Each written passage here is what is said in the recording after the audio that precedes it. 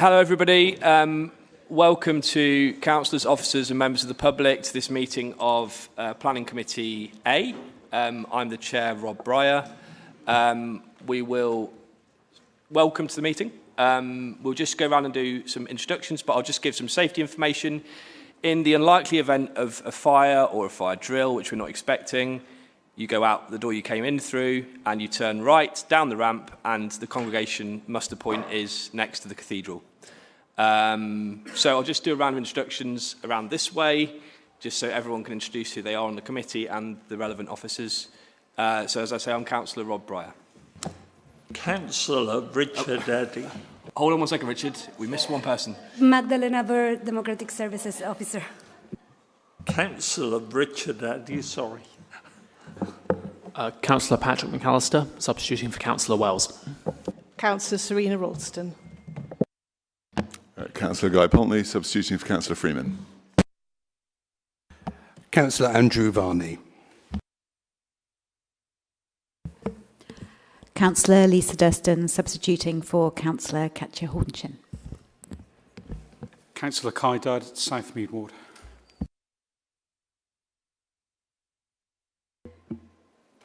Kana Tay, Planning Officer. I'm Jonathan Diamond from Development and Management. Great.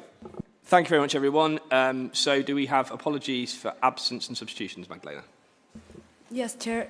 We have received apologies from Councillor Freeman with Councillor Polney substituting, Councillor Wells with Councillor McAllister substituting, Councillor Hornhen with Councillor Durston substituting, and we have been advised that Councillor Martin will serve as permanent substitute for 6 p.m. meetings.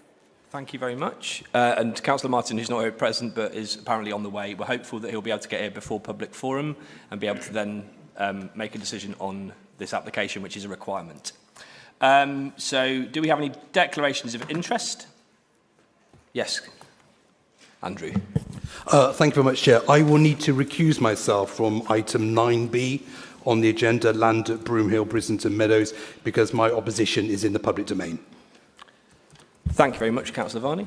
Any other declarations of interest? No. Okay, so we move on to agenda item 4, which is minutes of the previous meeting. This is to agree the minutes of the last meeting as a correct record. Has anybody got any issues they want to raise from the minutes? Okay, are we all agreed that those are an accurate record? Thank you. We will move on to agenda item 5. Oh yes, I'll just sign them. It's nice to do it in person. There we go. The agenda item 5 is action sheet. We have no outstanding actions, so we'll move on to agenda item 6, which is appeals. Is there anything you wanted to raise at this point, Jonathan? No, I don't think I had anything in particular to raise on these, but I'm happy to take any questions on appeals. Yes, Richard. Firstly, an observation, then a question, please. The observation is, I know officers will rightly say this is purely a list of appeal decisions at a moment in time, and it could change 5 minutes later, of course, but for about a year, we've been heading back the right way and having a majority of appeal refusals upheld, but this one is 50-50 even Stevens, so I would hope that we'd actually do better in future times, of course. The question, and to be honest, I ask for your permission, Cham, is not really an enforcement matter, but it's something I can hang it on. Could I inquire of the Chief Planner, please? My understanding is from the 28th of this month, larger residential schemes may change how they're dealt with, potentially. Could you kindly, Simone, just confirm this? Yes, that's correct. From the 26th of March, any application made from that point onwards, and if it has more than 150 residential units in it, means that if new call-in powers for the Secretary of State come into play, which means that if a local planning authority is minded to refuse an application of that nature, we need to give them notice and need to give them at least 21 days to tell us whether or not they wish to call in that application for their own determination. Thank you very much. Anything else on appeals at this point? So this is just noted that is the appeals lodged, the imminent public inquiries and appeals awaiting decision. So agenda item 7 is enforcement. This is to note recent enforcement notices. Again, is there anything that you wanted to raise on that one? I think really in relation to enforcement, just to highlight, there are 2 notices there that have been issued and the details of those are set out in the papers. And there is also the enforcement update report as well, which just gives some more information just around the work that the team's dealing with, just in terms of the numbers of cases. Okay, any questions about enforcement? Anyone on the committee? Nope, okay. We will move on then. For the members of the public and for everyone here, just to bear in mind that we take public forum at the moment of each application, so prior to each application. So we will take that first item in a second. With public forum, I did read that we've had exactly 30 people say they would like to speak. We have 30 minutes, which is a very nice round 1 minute each. I do have to be a bit more stringent about this in this meeting because we do have 2 obviously quite significant applications. So if you could try to keep your comments to 1 minute, I will ask you to wrap up at 1 minute. And please don't just read your statement out if possible. We have read the statements, or at least have had them made available to us, and tried to read as many as we can. So please just keep your comments as a summary of what you want to say. Thank you very much for that. So we will go straight on, and thankfully Councillor Martin has turned up in time for public forum, so we'll be able to participate, which is always good. And we will move on to agenda item 9A, which is land south of Princess Street, Bedminster, Bristol. So we'll go for the public forum for this item. Bear with me a second. The first person I have on here is statement number A1, which is Stephen Wickham. Is Stephen Wickham here? Got 1 minute. Is that working? Right. Bristol's Conservation Advisory Panel hope that you will now refuse this application. The adopted framework area and the site within it is flanked to the west and north by 2 character areas of the Bedminster Conservation Area, which a 23-storey building at such close range cannot preserve or enhance by overshadowing and dominating it. The effects on the Grade 2 listed houses on York Road have simply not been addressed by the applicants. The view from the street behind in conservation area is simply not presented as it's so harmful. And then there is a devastating effect on Victoria Park, a cricket's ball smash away of a building 3 times the height of the hill, becoming near omnipresent to park users on the far side of the ridge. The outbound view of the sunset is actually most affected by the 6-storey blocks consuming the Southfield foreground, and then the oppressive effect of the tower rising 50 metres above the viewers on the hilltop. Please refuse this application. Thank you. Thank you, Stephen. We'll move on to statement number A2, which is Kim Hicks. Is Kim here? Yep. Yep. Go ahead. Bristol Civic Society's objections to this proposal are unchanged. Despite inadequate public consultation, there have been 500 plus public objections. Yesterday's flurry of 10 supporting statements are puzzling, appearing to endorse housing in which respondents already live. Please question their validity. The student tower is far too tall. Lacking visual simulations of aspects from nearby streets, locals are misled as to how its 23-storey shadow will impact their homes. The proposed 20% affordable housing is tokenistic, offering you, our hard-working councillors, scant respite in the housing crisis. The unnecessary density is being justified against other centrally based developments. This is what we have always warned of. Set a precedent with one high building and the whole area becomes suitable for high-rise. We ask you to have the courage to draw a line in the sand. Do not make your decision on the repeated advice we were so shocked to hear last time that a refusal could not win on appeal. Thank you, Kim. This completely undermines the democratic process. Thank you very much, Kim. We'll move on to statement A3, which is Suze Fitzgerald. Is Suze here? Thank you. You've got 1 minute. Thank you for letting me speak on behalf of Victoria Park. I'm part of Victoria Park Action Group. I'm standing up for the heritage view from the park over York Road houses and towards St Mary Redcliffe, Grade 1 listed church, the most famous parish church in England. Victoria Park rises on literally the other side of the railway tracks from Princess Street. You don't need to be told by me the shocking impact on the view this development will have. Their own mock-ups show it. You can see it. We've handed it out.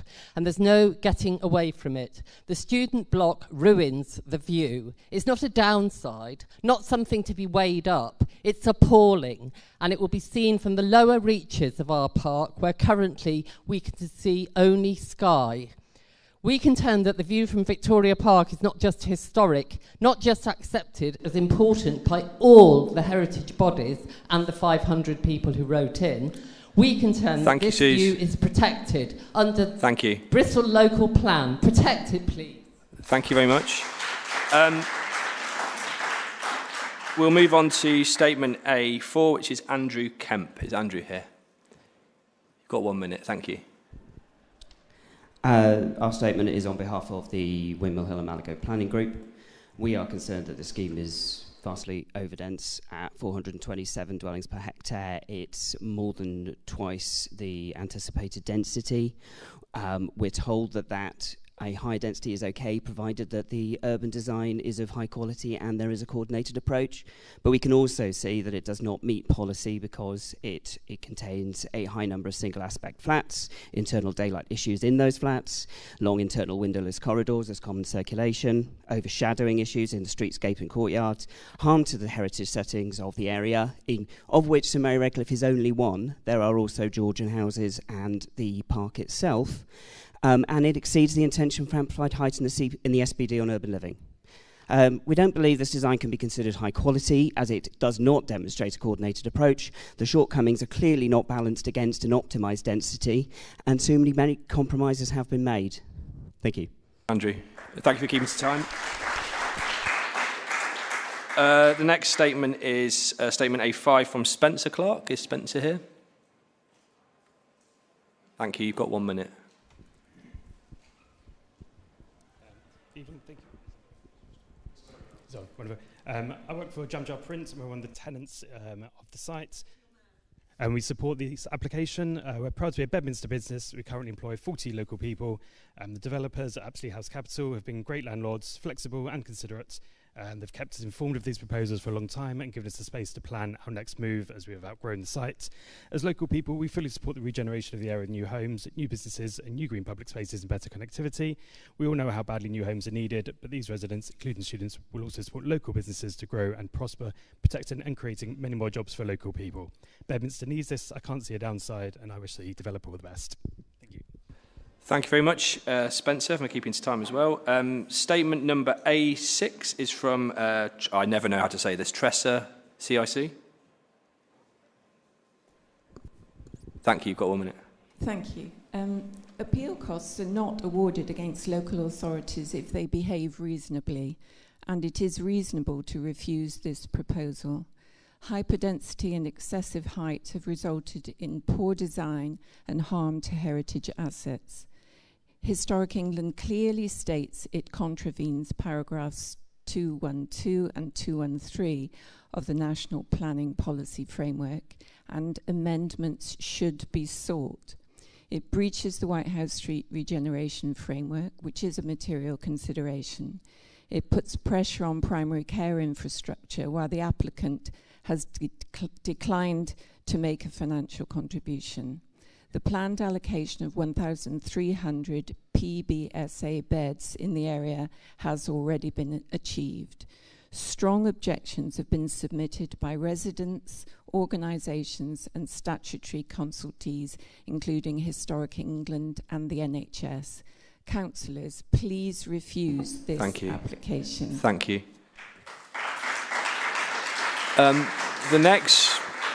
The next statement, I think, skipping a few who aren't attending, is A10, George Baffo-Jan. You've got 1 minute, George. Good evening. From the start of this long process, we committed to delivering 20% affordable housing. These 87 affordable homes, including 3 beds, are at rents people on housing benefits can afford. We can only do this because the tallest student building makes it viable. This building is effectively safeguarding those 87 homes. We've spoken at length with the CEO of the neighbouring LPW school and talked about minimising disruption during demolition and construction. We have lots of experience of building next to schools and know it can be done safely and sensitively. But to provide additional comfort, we have offered a series of specific measures requested by LPW in its public forum statement, including window treatments. We've shared these with officers and are happy for them to be conditioned. Thank you. Thank you very much, George. The next statement who wants to speak, I think, is A12, Marcus Claridge. Is Marcus here? Thank you. You've got 1 minute. Yeah, I suppose the main point I wanted to raise was, as the architect and the lead architect, we have spent a huge amount of time with Bristol City Council planners, conservation, design, working through the proposals. So they are very much in line with, in tune, and very much supported by Bristol City Council. That really is my main point. Thank you very much. I think I made that 18 seconds. Thank you. The next statement is A14, Charlotte Birchall. Is Charlotte here? Thank you. You've got 1 minute. Thank you. Good evening, councillors. There are few more sustainable locations than this site, just an 8-minute walk to major bus stops on Bedminster Parade and a 7-minute cycle ride to Temple Meads. In such sustainable locations, national planning policy requires high densities. However, this density is significantly lower than the nearby and hugely successful Little Paradise development, which has proved a real boost to East Street.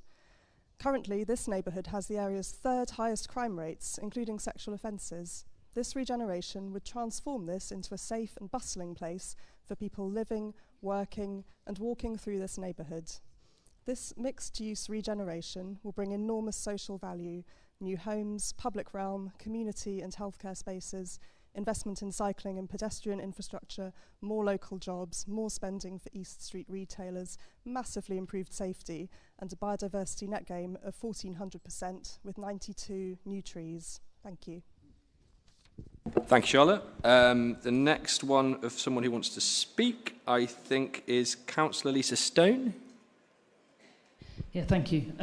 I want to begin by saying something that's absolutely true to all of us. Bristol desperately needs new homes, and we especially need genuinely affordable social rent homes. This need is real, urgent, and recognised, I'm sure, across this committee. But another thing also can be true. The character, heritage, and skyline of Bristol matters, and they matter profoundly to the communities who live here. Historic England has been very clear. This proposal would cause harm to the setting of multiple Grade 1 and 2 heritage assets, including St Mary Redcliffe, one of the most important buildings in our city. The officer's report also acknowledges that the height and massing will have an impact on the iconic views, especially from Victoria Park, one of South Bristol's most treasured places. That skyline and its churches, towers and open panoramas is part of our cultural identity, and it cannot simply be rebuilt once it is lost. Please refuse this application on heritage grounds alone. Once lost, we cannot get it back. Thank you. Thank you, Lisa. Lisa, the next statement is A21 from Councillor Ed Plowden. You've got... Yeah, you can just use the mics there if you want, Ed. Thank you. There are 5 problems with this application. Firstly, the officer report fails to respect this committee's instruction to write a report that justifies refusal. The committee should reject this report, renew its instructions, and insist on a report that does not sabotage its own decision.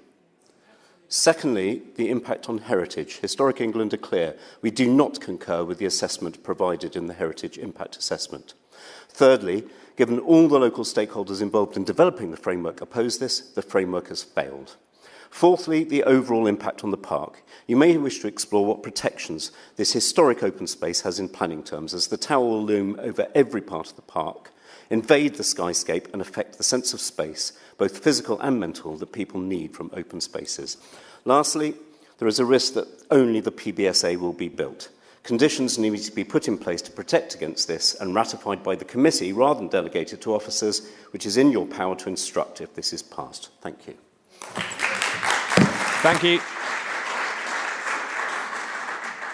Thank you, Ed. The next statement is, I think that wants to speak, is A23, which is Jacqueline Wild.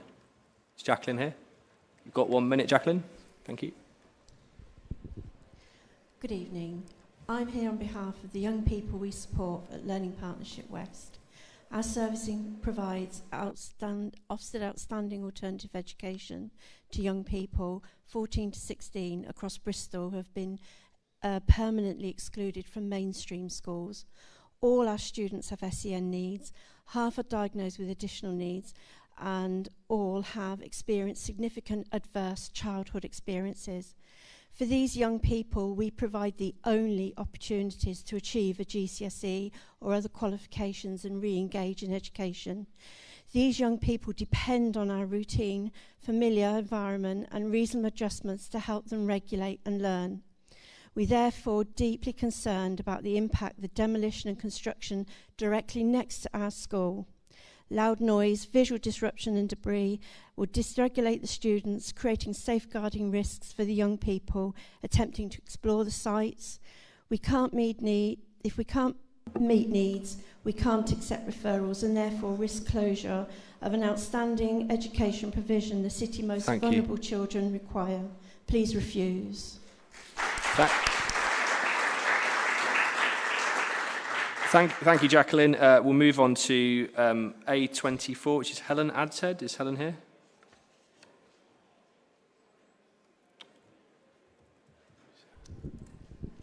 Thank you. Thank you. Victoria Park, which is my local park, offers a place of sanctuary and relaxation in this very, very urban area.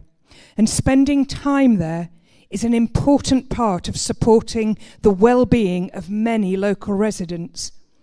Being in a green space, relaxing, enjoying the views out over our city are a vital part of the local infrastructure. Putting huge buildings into the frame would be hugely detrimental and will affect the mental well-being of local residents, both current and future. The density of these blocks is far greater than is promoted in both the Bristol Urban Living SPD and the White House Street Regeneration Framework. It's completely unnecessary to build at such a high density. It's way over the density suggested even for the city centre. Thank you. And this is not a city centre. Please refuse this. Thank you. Moving on to A25, Sandra Fryer. Is Sandra here? Yeah, great. Good evening. I'm Sandra Fryer, Chair of Bristol Civic Society. We're really disappointed that the officer report seeks to undermine the previous member's decision, and the Civic Society urges this committee to adhere to your previous decision. The officer report in front of you seeks to use your approved regeneration policies and the emerging local plan to steer towards higher density, but you can use those policies to refuse this application too. As the trustee of the Town and Country Planning Association, I was really thrilled to see the officer report talk about the 20-minute neighbourhood, essentially compact, connected places that with a range of services for local need. Well-designed places, 20-minute neighbourhoods, need to work within their context. Bristol is not like Melbourne, with nearly 800 skyscrapers, and we don't want to be. Bristol is like Paris, and the people of Paris voted for nothing to be taller than the Eiffel Tower at 12 stories. We can flex on that a bit. We need well-designed 20-minute neighbourhoods, denser, medium-rise urban development. Thank you. Thanks very much.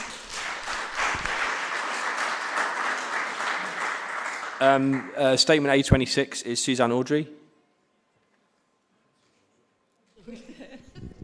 Thank you. What did I say?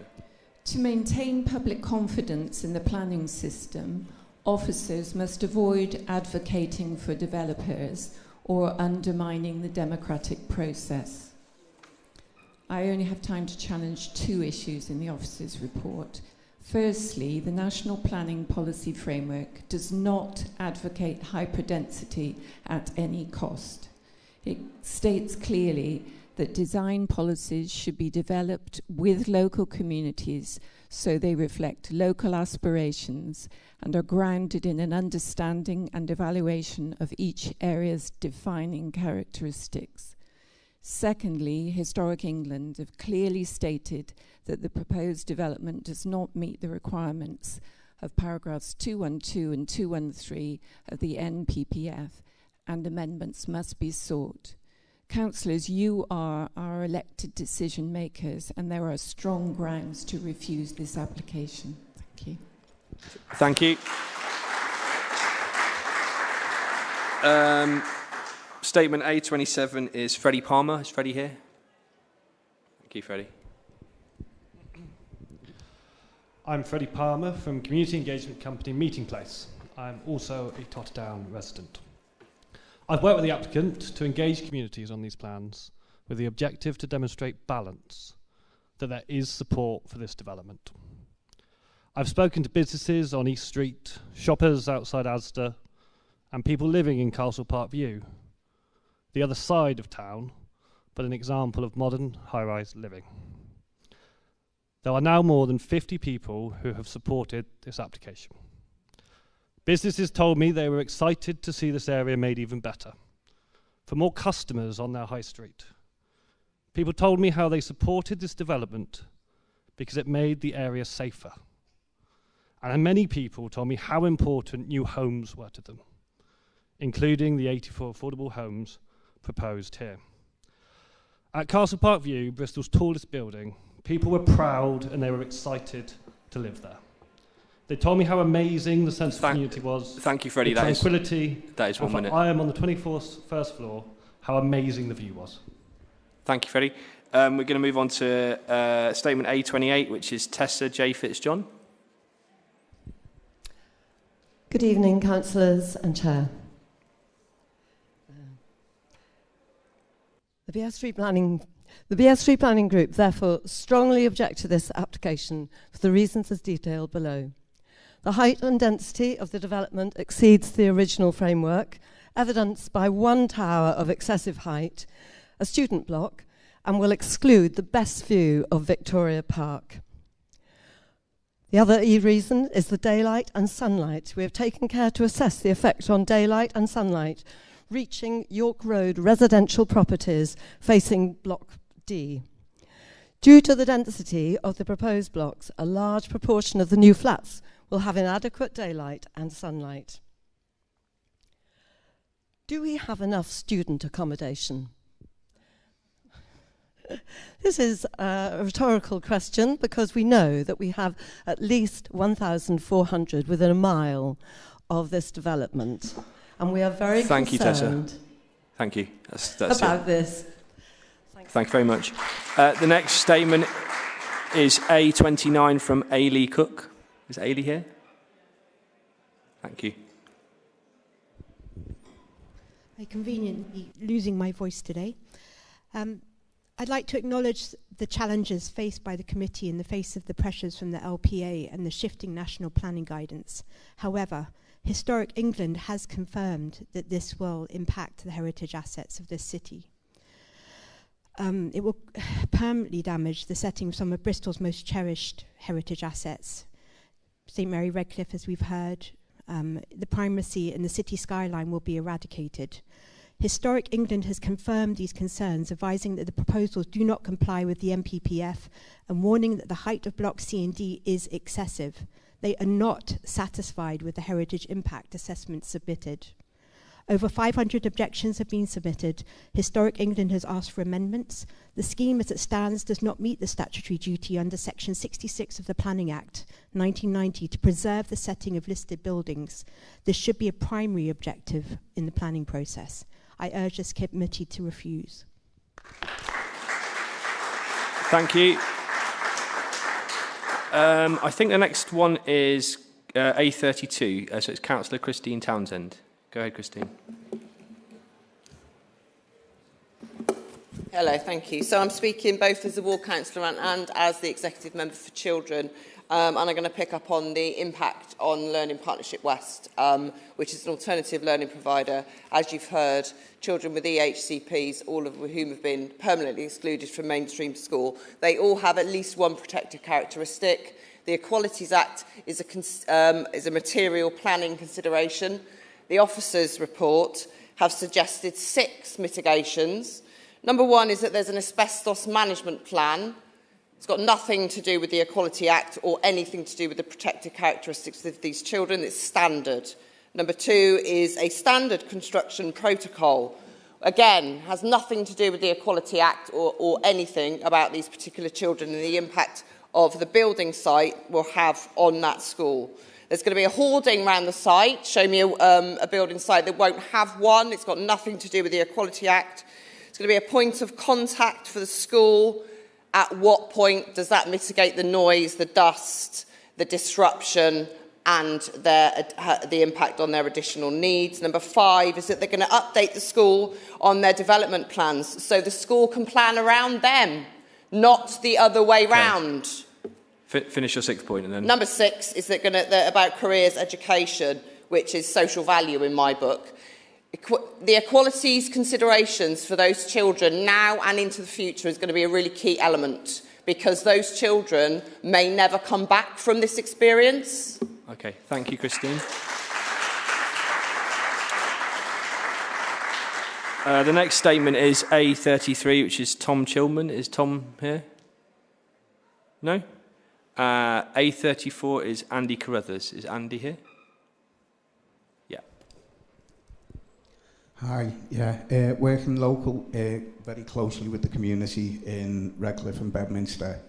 I'm all for this looking at the glass half full kind of thing. It will bring local jobs. It will bring new community spaces. And as a deprived area in Redcliffe where I work, I think it would be great for the people of the community to have future jobs. And bringing in students brings a new vibrancy to the area also. So I think we just have to look at it from both sides of the thing. So yeah, I'm all for it. Thank you. Thank you. And we've got A41 next, which is George Ferguson.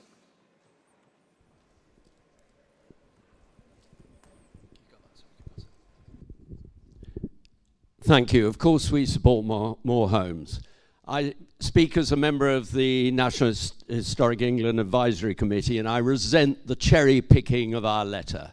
We remain strongly opposed. Much is made of the Brighton Gasworks scheme appeal without saying that it's half the height and half the density. It's misleading. Much is made of the word optimal. Optimal means best, perfect, most favourable. It doesn't mean highest, biggest.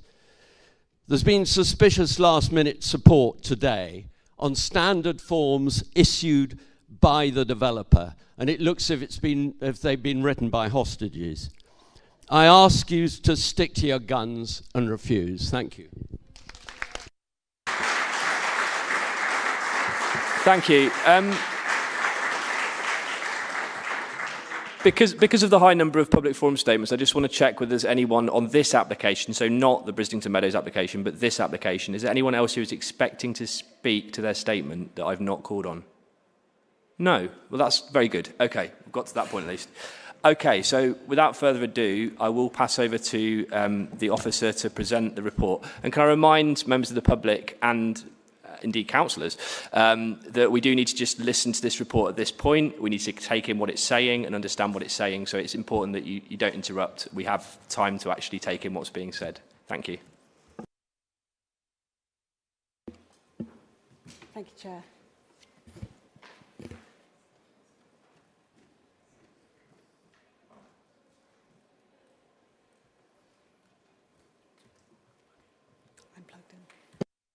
Chair, before we start the presentation, could I just note that there is quite a lot of background noise coming from the room next door, so if I could just ask that everyone, especially on that sort of side of the room, could make sure to speak clearly into the microphones, that would be most helpful. Thank you. Thank you for that intervention.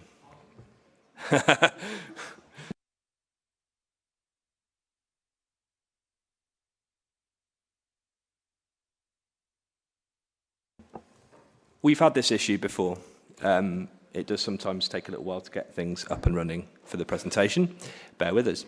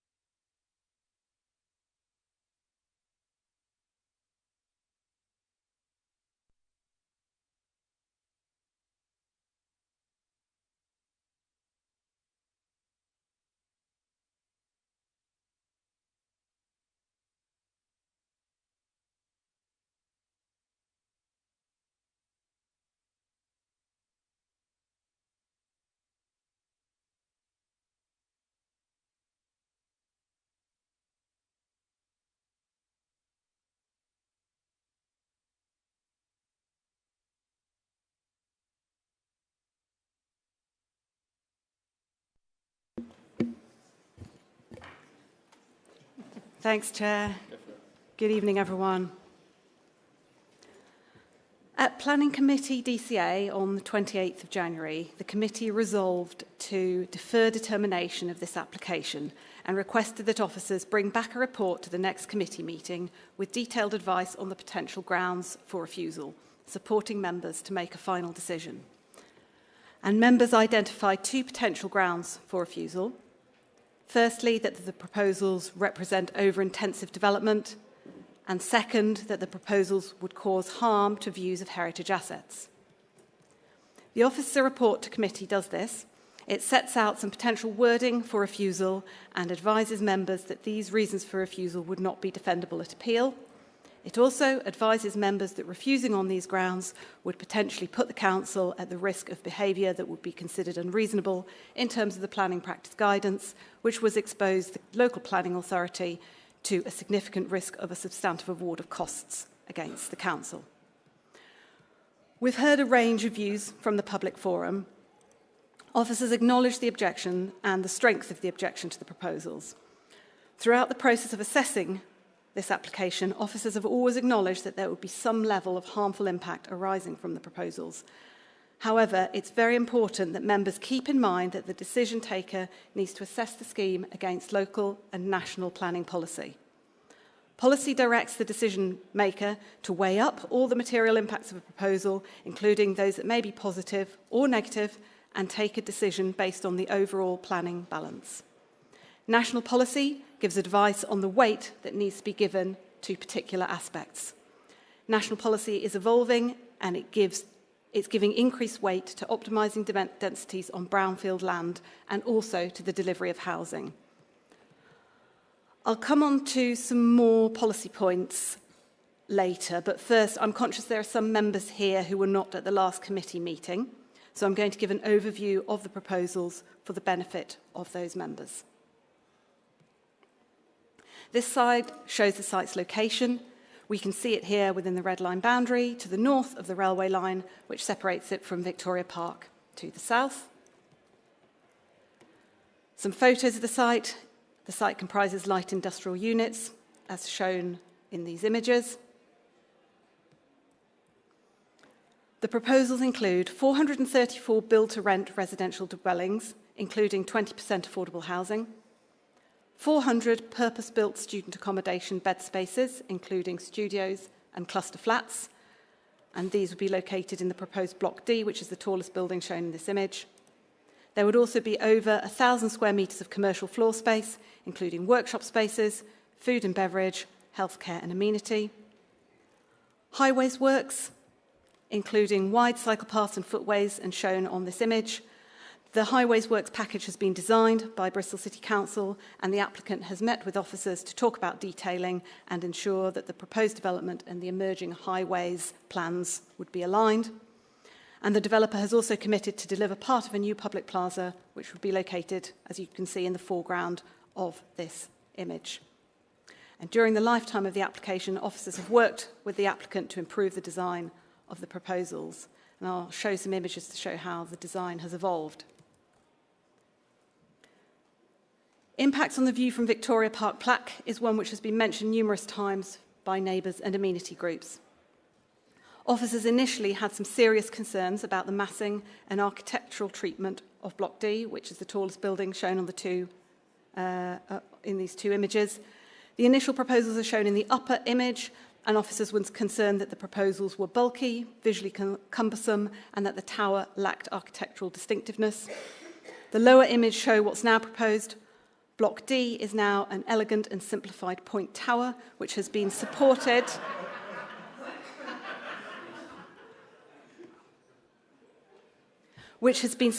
by consultees, including the Council's urban design and conservation officers, and Historic England have also drawn attention to how this form is an improvement.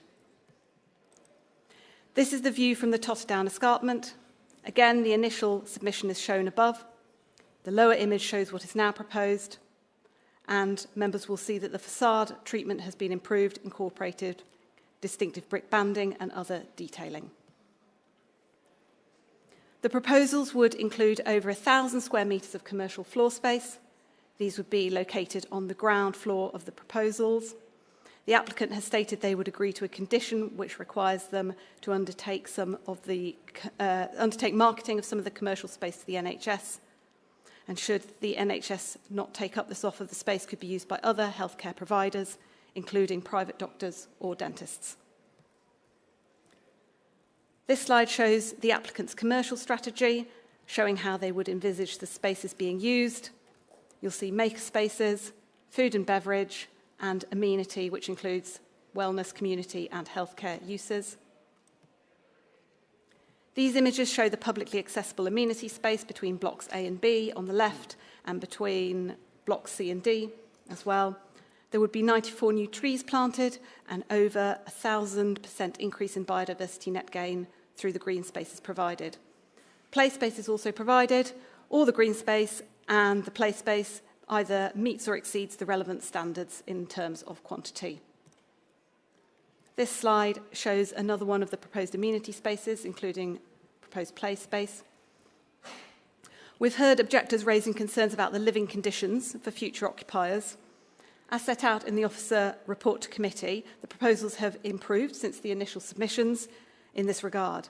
And while some rooms don't meet the relevant guidance on light levels, overall, the officer assessment is that the proposals represent a good place to live, with good levels of amenity for future occupiers in the forming of landscaping, amenity space, access to services, transport infrastructure, and so on. As members will be aware, and as we've heard as part of public forum, the proposals have attracted considerable amounts of public interest. A summary is shown on the screen, but please refer to the officer report for full details. And a summary of people's concern is shown on this slide, but again, please refer to the officer reports. These are issues that have been raised during public forum.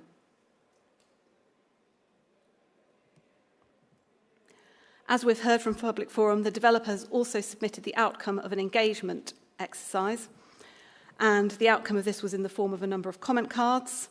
The content of these is reported on the amendment sheet, and since then we've received further cards in the post. 43 are in support. There have been 4 objections or people raising concerns, and 8 neutral comments. And again, as we've heard at public forum, people have been supporting housing, green space, community spaces, and new footfall to existing businesses. To clarify to members, this is not a local planning authority consultation exercise, but it does demonstrate support for the scheme, so members need to be aware of it. As I said, it's not time for the public forum at the moment, so no comments if that's okay. Thanks. Thank you. So when assessing the proposals in front of us, I wanted to set out some key policy points which members will need to consider. We need to consider national planning policy, current local plan policy, and we can also give weight to the emerging local plan policy as it's in a fairly advanced stage in the process. First of all, we have the presumption in favour of sustainable development. This is set out in paragraph 11D of the National Planning Policy Framework, or the NPPF. We often hear it referred to as the tilted balance, And that means, in short, that when there's no 5-year housing land supply, as is the case in Bristol, the decision takers need to afford proportionately more weight to the provision of housing when weighing matters in the planning balance. I've also extracted some sections from NPPF, section 12 on design, and we've got paragraph 135C saying that planning decisions need to ensure that developments are sympathetic to local character and history, including surrounding built environment and landscape setting, whilst not preventing or discouraging appropriate innovation or change, such as increased densities. Another paragraph there, 135E, talks about optimising the potential of the site.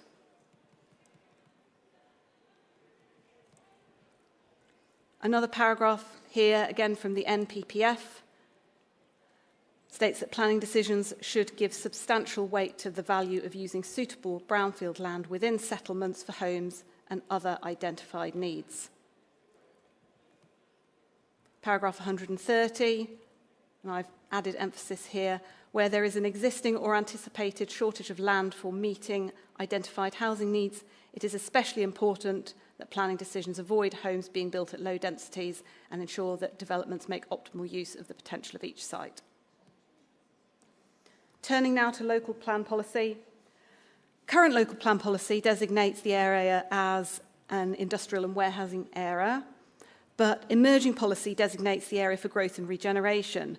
And the emerging policy supports housing, including PBSA, commercial uses, and importantly, development which would have regard to the relevant regeneration frameworks. And the site is in such a regeneration framework area, which is the White House Street Regeneration Framework. It's important to note that in order to designate this area, the local planning authority has already gone through an exercise of looking at land across the city and identifying which areas are suitable for increased density. So the emerging policy text states that central Bedminster is proposed as an area of growth and regeneration due to the area's location close to Bristol city centre and Bristol Temple Quarter and the presence of underused land which could support significant new development. And it also states that the area is served by strategic public transport routes, including Metrobus services and the Bedminster railway station. I wanted to also make members aware that the latest advice from the Planning Inspectorate on our local plan is that in order for the emerging local plan to be sound, it needs to make provision for approximately 5,000 additional homes over and above what's already set out in the plan. So overall, national and local policy is steering us to deliver housing and can give considerable weight to the provision of housing when taking decisions on planning applications. As I mentioned, the site is in the White House Street Regeneration Framework area. You can see the red line boundary here within this framework area. And to produce this framework, Bristol City Council worked in partnership with landowners and developers, including the current applicant. There was consultation and input from the community, including businesses, community organisations, and the framework was endorsed by Bristol City Council at a cabinet meeting in March 2023. It's not formal planning policy, but it is a material consideration in the determination of the application. And importantly, local policy, emerging local policy refers to how decisions should be made in line with the framework. Some of the aims of the framework are the delivery of around 2,000 new homes, up to 15,000 square metres of employment space, new active travel routes and improved public realm, including street trees, landscaping and pedestrian public spaces. So turning now to the outcome of the 28th of January committee meeting. At that meeting, members voted to defer determination of the application and requested that officers bring back a report with details of potential grounds for refusal. So the two proposed grounds are up on screen again, that the proposals would represent over-intensive development and cause harm to the views of heritage assets. So the potential wording for the reasons of these reasons for refusal is set out in the officer report to committee. But again, as the officer report states, the advice to members is that these reasons wouldn't be defendable at appeal and would potentially expose the local planning authority to a significant risk of a substantive award of costs against the council. The officer report sets out more detailed reasoning, but the next slides draw out some of those key points. So firstly, whether the proposals represent over-intensive development. I've just drawn attention there again to the introductory text to policy DS8, which designates central Bedminster as a proposed area for growth and regeneration due to its location and the fact that it's served by public transport routes. And our policy team have advised that decision takers need to be cautious in trying to re-justify development principles that are well advanced, because the emerging local plan is well advanced in its process, and the principle of having this area as a regeneration area is already established. At the committee meeting of 28th of January, there was some discussion about whether the proposals were suitably close to bus stops and train stations, or whether the distances were such that the site was not suitable for a dense development. And there was a discussion about whether 15 minutes was an acceptable distance to walk. So officers have produced the diagram that's shown on the screen, which gives an indication of walking distances to bus and train stops. The distances will depend on where you measure from, and as set out in the officer report, it's important that members note that there is a range of guidance in place on walking distances, but one of the most relevant and recent pieces of guidance is Active Travel England's standing advice note produced in June 2024, and that states most buildings within the application site should be within 400 metres of a high-frequency bus stop or 800 metres of a railway or light railway station or tram stop with appropriate facilities. But the officer report to committee also refers to a recent appeal decision for the Old Tavern on Blackberry Hill, and this application applied local guidance on walking distances to public houses. The case was refused, but the applicant appealed, and the appeal was dismissed and costs were awarded against the council. And in that appeal decision, the planning inspectorate criticised the LPA for applying the guidance too stringently and to the letter. So the message from the planning inspectorate here is that the decision maker needs to apply flexibility and a pragmatic approach when applying guidance on walking distances. Kane, just to correct you, I think you said dismissed when you meant appeal, allowed. What the did appeal I say? was, Sorry, the appeal was allowed. Allowed, you said dismissed, but yeah. Yeah. Apologies.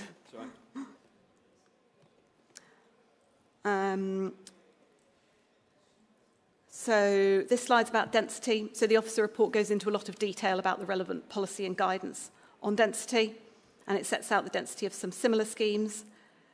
The site's density is 384 dwellings per hectare if you exclude the PBSA, or 420 if you include it. The White House Street Regeneration Framework refers to the Urban Living SPD, and both advised that densities of 200 dph or more would be suitable for this type of location, but importantly, there's no maximum density set out in policy or guidance, and you'll see here that the densities are similar to schemes recently approved. Officers are aware of the recent Secretary of State decision to grant planning permission for 495 homes with no affordable housing on a brownfield site known as Brighton Gasworks, and there the proposed density was 245. So whilst the density is lower than what we've got in front of us here, the decision gives a useful indication on national government's view on density, and more detail is set out in the officer report on that. This slide shows the Peugeot Dandara site and Bart Spices, which is York Gate, shown for comparison, just what they look like.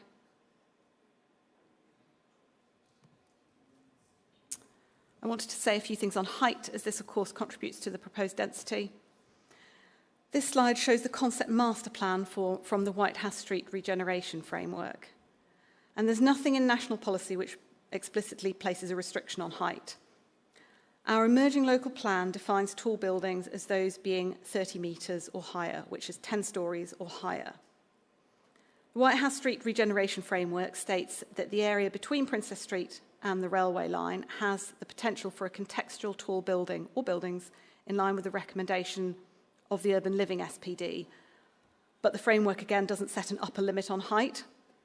And members will see point 10 on the plan, which is on the screen, which sets out the area with potential for extra height, and this is where the proposed Block D is proposed to be located. And the framework refers to how sites within the Whitehouse Street Regeneration Framework area need to be developed in such a way that balances making an efficient use of land to deliver housing with impact on the wider townscape. This is the heights and massing strategy from the framework. And again, members will see that it highlights the area with a potential for contextual tall buildings, again, where the proposed tower would be located. That's Block D. At the committee meeting of 28th of January, members asked why it had been concluded that the proposed height was acceptable. And it may be useful here to refer to some key points from national and local policy and guidance on this. So the National Design Guide states that well-designed tall buildings can play a positive urban design role in the built form. The NPPF talks about how developments should be locally distinctive.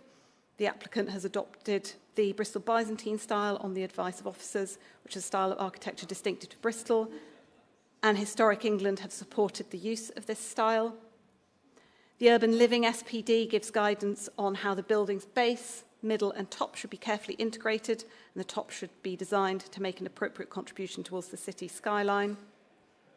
So I've shown some what was initially proposed and what's now proposed here. You'll see the crown of the building is characterised by distinctive features including the corbel crown and the banding details. So whilst it will be visible and we acknowledge it will break the skyline, the applicant has incorporated improvements, and the advice from officers is that this is a good quality crown to the building. There's a level of architectural articulation on the facade. We've got deep reveals, got a balance between horizontal and vertical emphasis via the proposed use of banding, and the applicant is proposing good quality, locally distinctive materials. Officers have also worked with the applicant on the entrance detailing, and members will see how it features canopy and colonnade features to create a welcoming, spacious and legible entrance again, and that's what guidance is directing tall buildings to do. So overall, the officer advice to members is that there are no policy grounds to refuse on height, density or over-intensification of the site. Neither national or local policy sets an upper limit on density. We have strong policies about building on brownfield land, especially for housing. Turning to the second proposed reason for refusal. Oh, you can't see it, sorry. I'm facing this way. Just bear with a second, Kano. We'll just see if we can get it back on the screen. Yeah. Sorry. We'll just wait for the screen to come back up, because obviously that helps everyone to be included in the meeting. I would just like to. Can I make clear that the time for discussion is in a second when the committee discusses things and makes clarifications about this report, and we will get to that. And it's really the councillors here who will ask those questions, to be fair. And so I appreciate that people have very strong views about this, and you know, we all have particular things that we want to make clear, but we have to listen to what's going on at this point, and then we can ask further questions, and hopefully that will cover some of the things that people are frustrated about. Thank you, Chair. Just to add to that, as politicians, we're used to being abused, but, you know, we shouldn't be abusing our council officers. We should treat our officers with respect and courtesy, and that extends to everyone in this chamber. Thank you very much. Thank you, Andrew. Are we ready again or not? I think the screen's not working. I can. Are those screens working? I can continue to go through the presentation and direct members when to change the. Oh, it's working. Okay, great. Thank you.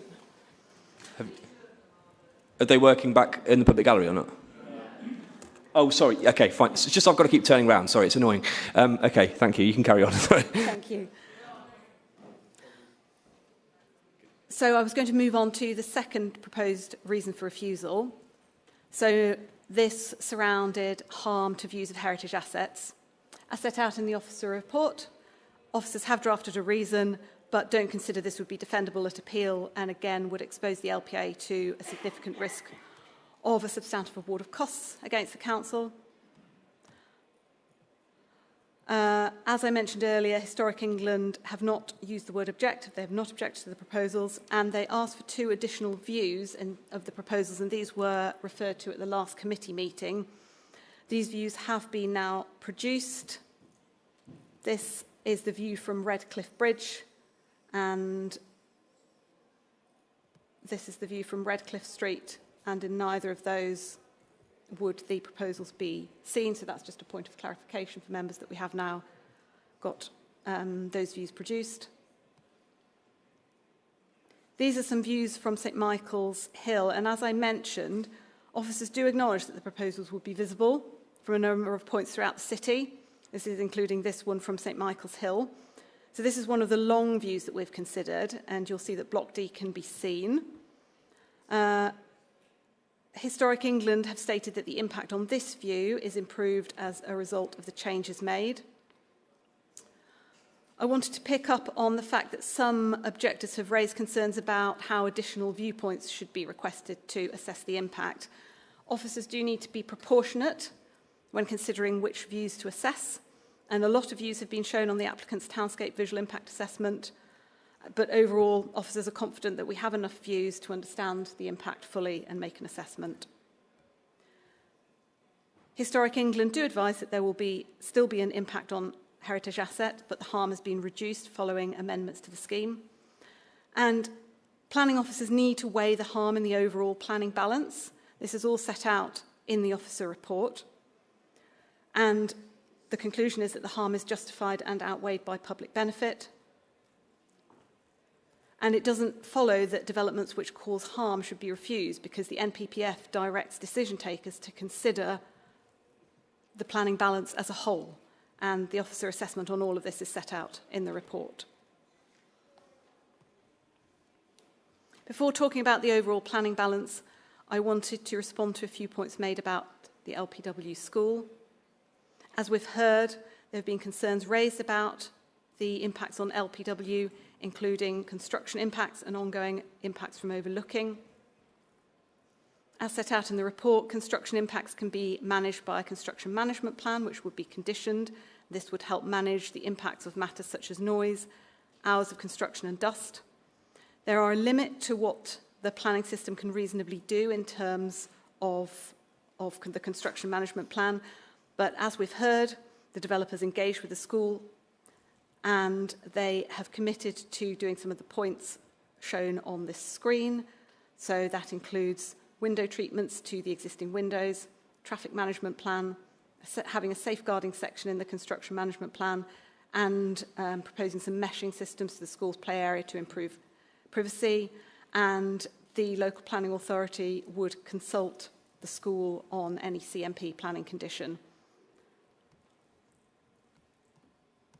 So, again, officers acknowledge there is likely to be some additional overlooking to the school by virtue of the number of residents in the proposed development.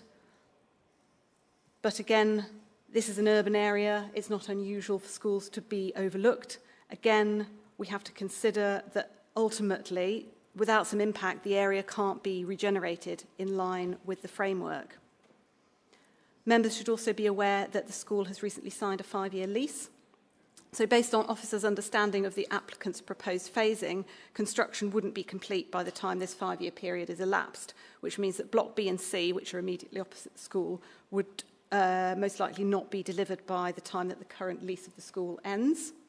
So in the event that the school stays beyond the 5-year lease period, which is outside the council's control, they will experience more of the regeneration benefits.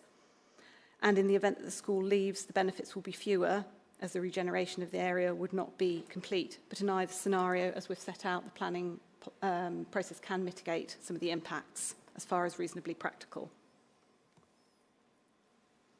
This slide is a visual representation of the key issues and the weight that the officers have given to them. The full assessment is set out in the officer report, but this slide is just given to assist members in understanding some of the issues. The site delivers housing, including policy-compliant affordable housing, and national policy directs decision takers to give significant weight to this. The proposals deliver new commercial space, green spaces, public realm improvements, walking routes, cycle paths, new trees, and 1,000% plus of biodiversity net gain. Members should be mindful that the impacts on heritage assets are just one material planning consideration to be weighed in the planning balance. And as set out in the NPPF, decision takers should give substantial weight to the value of using suitable brownfield land within settlements for homes. Proposals which should be approved unless substantial harm would be caused. And as referred to in the officer report, officers don't consider that the harm to the setting of heritage assets would meet this substantial harm threshold. The benefits flowing from the proposals should be given significant weight. Is an area designated for regeneration? And that means that the nature of the area will change. There will be a visual impact, but this is necessary to deliver the regeneration benefits for the area.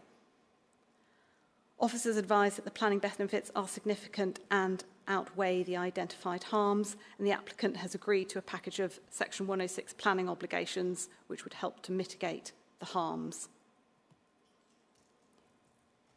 To conclude, as requested at the last meeting, officers have advised members on the potential reasons for refusal. The officer recommendation is still for approval, subject to conditions and a Section 106 agreement. Thank you. Thank you very much, Kana. So I think I just want to start, before we get into our questions in a second, just by broaching the the refusal reasons that we asked to be drawn up. I do want to acknowledge that we don't have a limit on the number of refusal reasons that we can ask for, and perhaps I want to just acknowledge that we could have... Sorry to interrupt. Could I just make one point before? No, I'm just going to go for now, Richard. Is that all right? I'm not going to stop you from that. All I was going to say, we did have in January 1.5 hour of member questions. We've had an hour of framework questions, an hour of application briefings. Yes. I appreciate there are members who are subs and there may be other questions, but could I urge members to be focused? That's all I wanted to say. Okay, that is something that I was about to say, but thank you anyway. Thank you for interrupting what I was saying. That's okay. I was going to say that we don't have to have a specific number of refusal reasons. It's not just 2. It could have been 8. It could have been however many. And I do think that the process that I followed wasn't as good as it could have been. So I want to apologise for that. I think we could have asked for more refusal reasons than just these 2. That's the first thing. Our protocol that is listed on the council website and is on the planning any planning committee meeting at the very top. You just look for the thing that says diagram. It doesn't make clear the exact process for chairs and committees who wish to vote for deferral to see refusal reasons, and I'll be working to resolve that as we move forward. Also, I want to make a personal reflection. We use questions of clarification to be able to make a decision. So I've generally not made up my mind on this application because I haven't asked the questions in this meeting. And so I need the questions myself, but also other committee members, if they have questions, to be answered. And we need to be able to hear the answer to those questions and go back and forth. So as I said earlier, it's really important that people don't interrupt, because if they do, it as just happened, sorry, Richard, to call that out, but it does interrupt the flow of what we're getting towards. And this is a deliberative process. We have to go through it in a scrutinising, but also a fair way. And without that, we should just give up on planning, because that's the most important thing about all of this. The other thing to say is, for me, this application is the very opposite of a decision that is light. You know, we always say here, we don't take these decisions lightly. I've genuinely had 6 weeks of mulling this over and thinking it through, and what I personally think about it, and I have lost sleep over it. So I just like to remind people that we don't take these things lightly, and I am using the cliche, but it's true.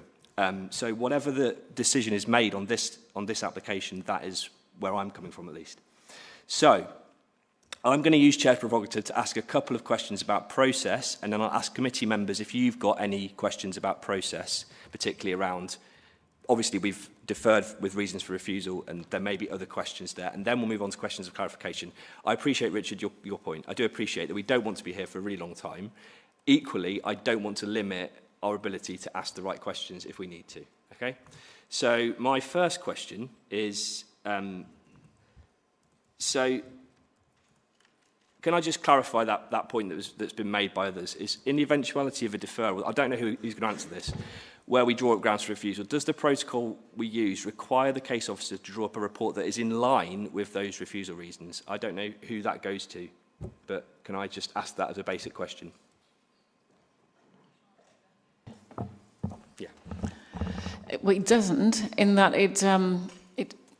so it's the duty of the committee to give the outline reasons for refusal, which then officers go away and work up as best possible, but equally then need to give advice on, their defensibility from a professional point of view.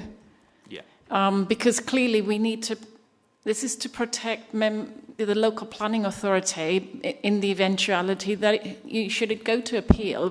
So we need to go into these things with open mind. Thank you. So in the event of an appeal of a refusal, is the LPA's case best made with reference to a report that supports the decision of the planning committee or one that supports the application? So if this does end up going to appeal, are we best served by having a report that gives very clear reasons for refusal and backs that position up? What is our best position in that appeal? I think in response to that, Chair, obviously the Code of Conduct is clear that where a member is proposing or seconding or supporting a decision which is contrary to an officer recommendation, that it's really important that the planning reasons that lead to that conclusion and decision are articulated and are recorded, because that would then form the basis of the LPA's defence against any potential appeal. Okay. I'm not sure. Yeah, okay. And so, moving on, I've got a few more questions. Please bear with me, members. Are the number of objections to a planning application a material planning consideration? I think the answer is no, isn't it? Okay. That's a one-word answer, if that's fine. I mean, if you want to say more, you can, but... Well, it's more the issues, I think, that are important in terms of what's being raised and having regard to those in the determination process. So, to be clear, if they're not a material planning consideration, if Councillor Townsend had not referred this application to committee, what would be the grounds that this would have come to the committee? Is it just because it's a major application? What would be the reasons why it would have come to the committee, or would it not have come to the committee? If not for those number of objections. Well, it's a degree, it's like Jonathan has said, it's around what's being raised and the significance of what's being raised. So in a way, yes, it is a very major application. It's the first one of the White House Street regeneration area, and in that sense, it's also very significant. Clearly, it is controversial, and hence that's why it's being brought to or would have been brought to committee also if it hadn't been called in. Okay, so if the potential costs to the local planning authority of losing appeal, are they a material planning consideration? I wouldn't, not directly, but they're indirectly in the sense that they give you they give you an indication of the strength of defensibility of. So they're an indicator rather than a reason in themselves. So why does the officer report discuss whether reasons would be defensible appeal if potential appeal costs? If they are not a material planning consideration? Why is it in the officer's report?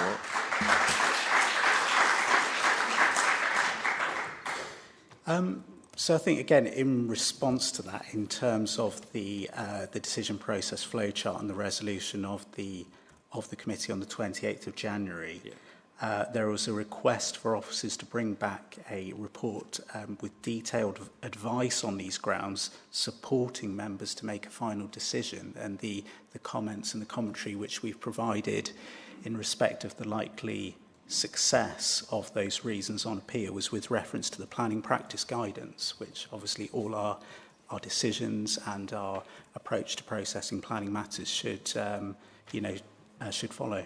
So we shouldn't take them as material planning considerations, the threat of appeal, but we should listen to the advice that there's a threat of appeal. Is that what you're saying? Kind of. Well, essentially, again, with reference to the planning practice guidance, that clearly sets out what's considered to constitute unreasonable behaviour and it gives clear examples in relation to that. So again, I think that, really in providing the committee with the advice on those reasons, we are duty bound to highlight those risks. Okay, so final question in my process questions, and again, committee members can come forward with any others. Which is the most relevant material consideration? I mean, they're not either of the material considerations, but which is the most relevant consideration for us? The threat of potential appeal costs or the number of objections from members of the public? I think that is a misleading question in the sense that we've already answered that in terms of representations. It's important to think about what is being raised and what's the quality of the issue and decide about that. In your professional opinion, Simone, which is more important, the threat of appeal costs or the number of objections? I think we need to make a decision as a local authority, and clearly a local planning authority in that context. It's relevant, and actually to add, I've mentioned that before. The written ministerial statement by I can't quote you the exact date or number, but it's still extant, which makes it very clear that it should and which brings that into play, and in the context of that policy, because written ministerial statements are policy, that consideration of committees going against officer advice and therefore losing, or the potential of losing, is actually being made relevant. So which is more important? Which is more important? Like I said, I don't think that's a valid question. Okay. Okay, well, it's fine. You don't have to answer the question. Yeah, go on. Yeah. Again, just kind of going back to first principles, again, sort of Section 38(6) of the Planning Compulsory Purchase Act requires determinations to be made in accordance with the development plan unless there are material considerations that indicate otherwise. So that really is the starting point for the committee's decision on this application. Thank you. Okay. We've had answers. Right. Anyone else got any questions about process? Particularly about process, not questions of clarification at this point. I didn't see who came up first, but I'm going to go Andrew, Guy, and then Richard. Yeah, so just on process, if the committee is minded to refuse this application this evening, is it the case that the council doesn't necessarily have to defend that decision if it goes to appeal? The council can decide not to defend that position. That is correct. Thank you. And also, I think it would be good to have a ballpark figure in terms of the costs that we're likely going to face. No, I think it is interesting because we're talking about council taxpayers' money. So, Simone, if you give us a ballpark figure, please. No, that's a valid question. You can ask the question. I would estimate the costs awards that could be made against us to be in the region of £750,000. Purely going on the basis that there has been a cost awards against this authority, but many, many years ago, that was in the order of £500,000 or just under £500,000. And also, from what we've heard from other local authorities where that has happened more recently. Plus, on top of that, if we chose to defend, we would have our own costs. So in total, you're probably looking at about £1 million. Okay, thank you. No calling out from the public. No calling out from the public gallery, thank you. Guy, go ahead. Sorry, did you have any more questions, Andrew? Okay, thanks. Thank you. Apologies, I may have misheard. I thought for a second that one of our officers made reference to the Secretary of State bringing costs in as being a relevant material consideration. I just wanted to confirm if that is what was said. Not so much costs, but whether the committees go against officer recommendation and specifically asking the inspectorate to then take statistics on that and to consider costs, if I remember correctly. So there is certainly that encouragement from the government to make awards in that situation. No, I appreciate that. That is known, I think. What I'm questioning is that costs has now been raised. The awarding of costs has been raised, I think I counted right, 4 times verbally in the officer's report. It's been the first subject of questions and discussion of this committee. We've now had a figure put on the table that is not in the report, is not, with all respect, is not really either something that can be substantiated or challenged. As a result, it seems to be hanging over these determinations on an increasing basis. And the one thing that we do know about it is that we're not supposed to take it into account at all. Yeah. Okay, I think you've largely made a point for debate there. What was the question? Was there a particular question you're asking? I really want confirmation on this. If this is something we're supposed to be taking into account, then we should be talking about it. If it's not something we should be taking into account, why are we talking about it? Thank you. Okay. So members are welcome to ask questions like that and have officer advice, and that's what's been given. So I'm happy to leave it there. The next person was Richard. Before I pose my questions to the Chief Planner, my understanding is the prospect of appeal is not a material planning consideration, but it's one of the non-material considerations members ought to keep in consideration, if I'm clear about that. My question to actually Simone is, a member of the public in public forum did assert that this authority shouldn't fear the prospects of costs being awarded against us if the committee made a decision which was deemed to be reasonable. From your body language, with respect, I thought you were unhappy with that interpretation. Do you want to comment? Well, I think we've made it relatively clear that we think there would be a high risk of costs being awarded against us, and because of the precedent. Well, it's not a precedent, but a comparable example, because of the strength of the policy and basically the policy not supporting a position to refuse, and hence considering it highly risky. And I would say, like I said, I would see it as an indicator to the strength of the robustness of what we're considering. So it's not in its own a consideration, but it can help us to better understand the strength and the robustness of the reasons of the material considerations that we're considering. Okay, any other questions of process questions? Kai, do you want to... just a bit of clarity around that reasonableness test.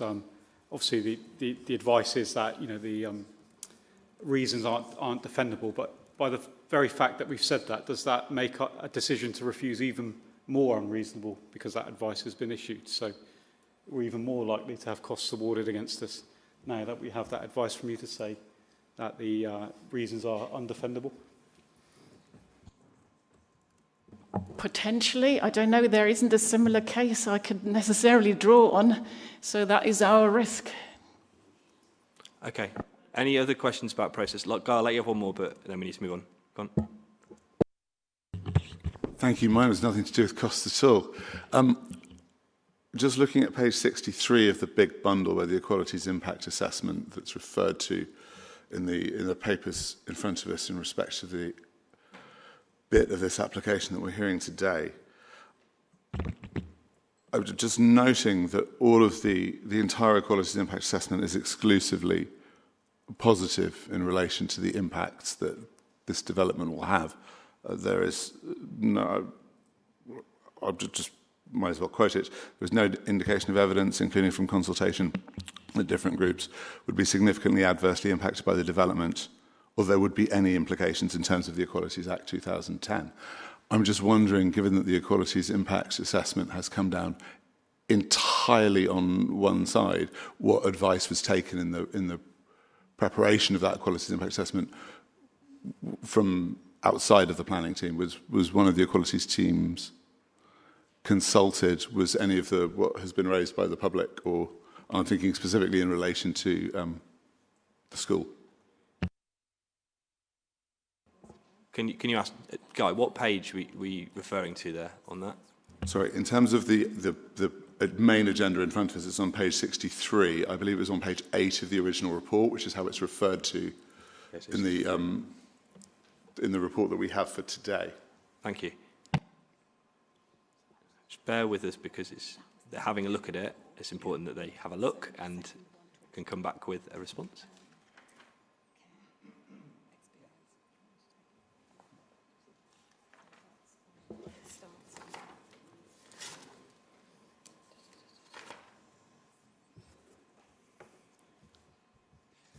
Thanks everyone for your patience. It's appreciated. Thanks. Yeah, just to clarify, the equality assessment that's on page 63 was included in the report that was presented to the 28th of January committee. If members wish to refer to page 19 of in the update report, that includes an expanded assessment, which includes some additional details. Yes, no, apologies. That was where I looked first. That says that there is no additional there is nothing to add, as it were, to what's found in the original assessment. So in other words, the additional information is that there's no additional information beyond what's already there.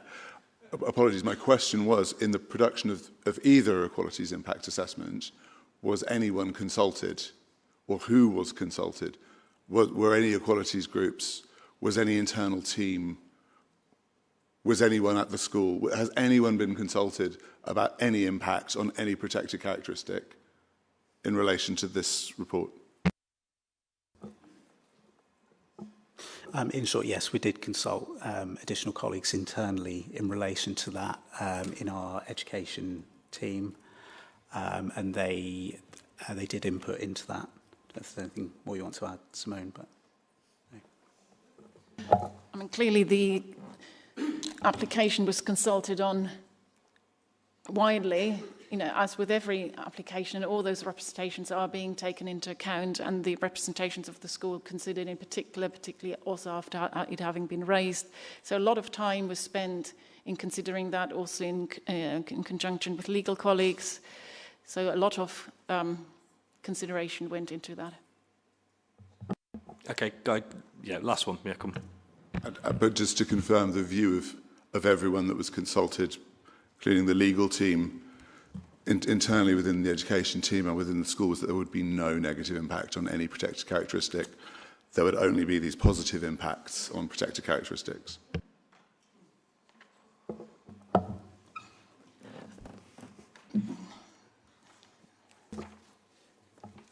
I think the assessment there also includes some of the practical things kind of relating to the development that can be done to mitigate potential impacts also, and those have been detailed. So in the presentation we heard, for example, about the CMP and some of the additional things that can be added into that, and also the commitment from the planning authority to consult with LPW when those details are received through a submission of details application, for example. Okay. I think we need to move on from that. Any other questions of clarification at this point? Yeah, go ahead, Lisa. Oh, you've got more process? Is it to do with the way that we make decisions? Just go for it. Yeah. We'll move into an area where we're talking about clarification or process. So go on. Okay. So, well, I've just got questions around conditions in relation to the school, and I suppose what guarantees do those conditions provide, and what options would the school have to, if they felt those conditions weren't being met? And also there were objections raised by the other school as well. So how does it kind of impact those concerns, and how can we ensure that the other school is also worked with as part of this process?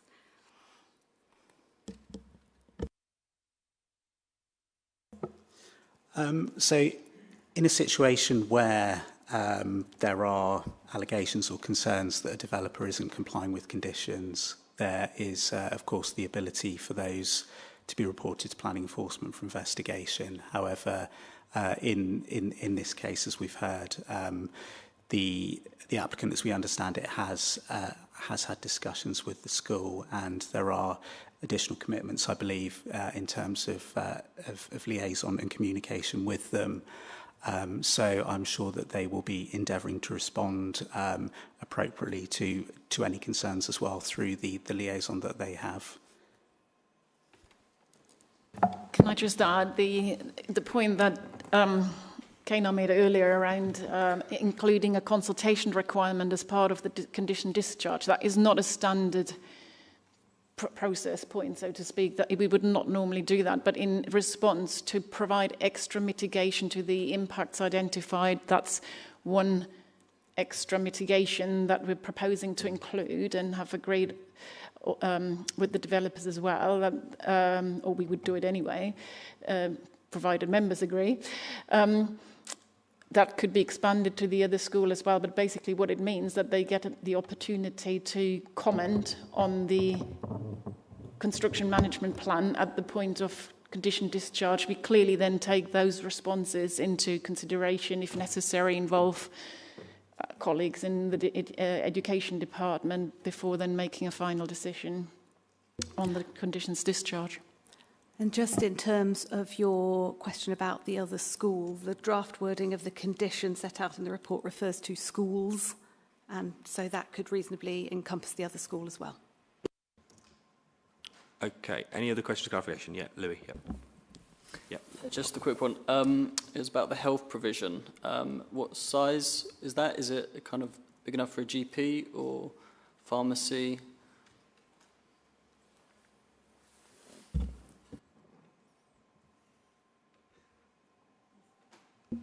Just seeing if I can bring up the relevant plan.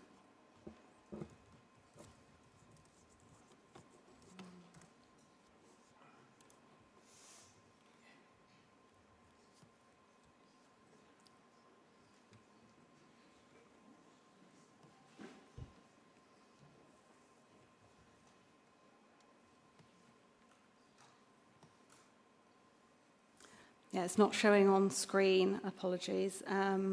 I was going to bring up a slide from the commercial strategy. It would probably be for that organisation to advise. I'm just trying to see if I can see the sizes of it. They are... I can try and find the sizes of it, if you like, and I'll try and... Okay, we'll come back to that in a second, maybe, if you can find it. But, yeah... did you have any more questions, Louis? Right? No. Okay. I'll go for Serena, then Patrick. I just wanted to clarify if impacts on healthcare was a material planning consideration. That's my first question.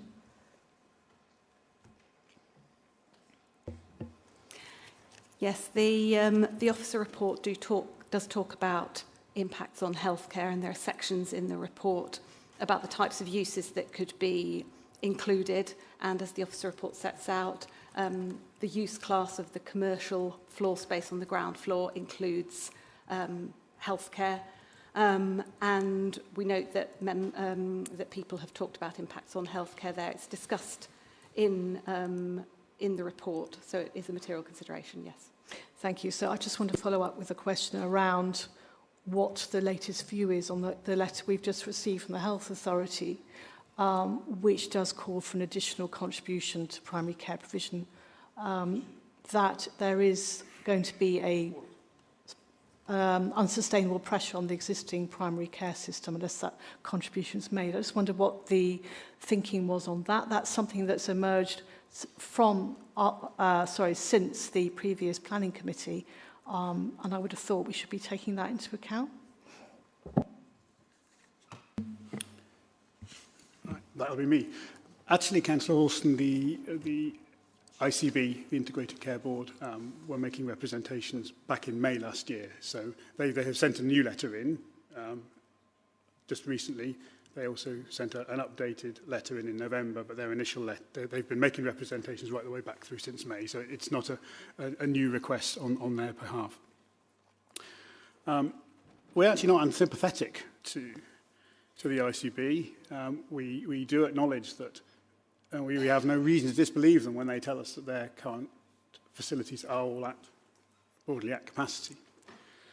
The issue that we have, and we've discussed at this committee and DC Committee B about community infrastructure levy and so on and so forth, but the issue that we have about Section 106 is that, as it stands at the moment, the ICB have said, and I pretty much quote, that they have no project approved for primary care premises development that would deliver additional capacity at the impacted surgeries.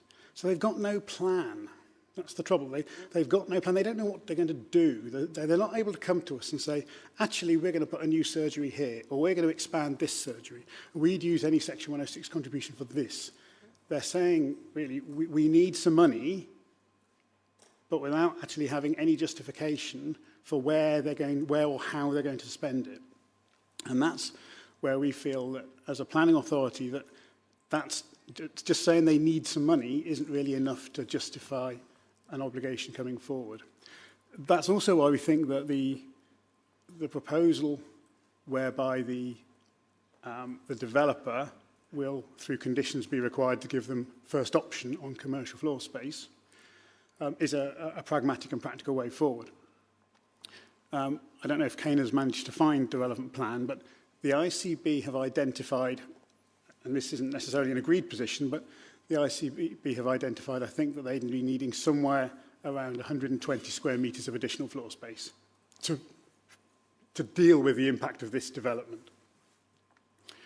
Now, in reality, a surgery would be bigger than that, but if you worked on that basis, the total commercial offering, I think, of this development is about 1,300 square metres.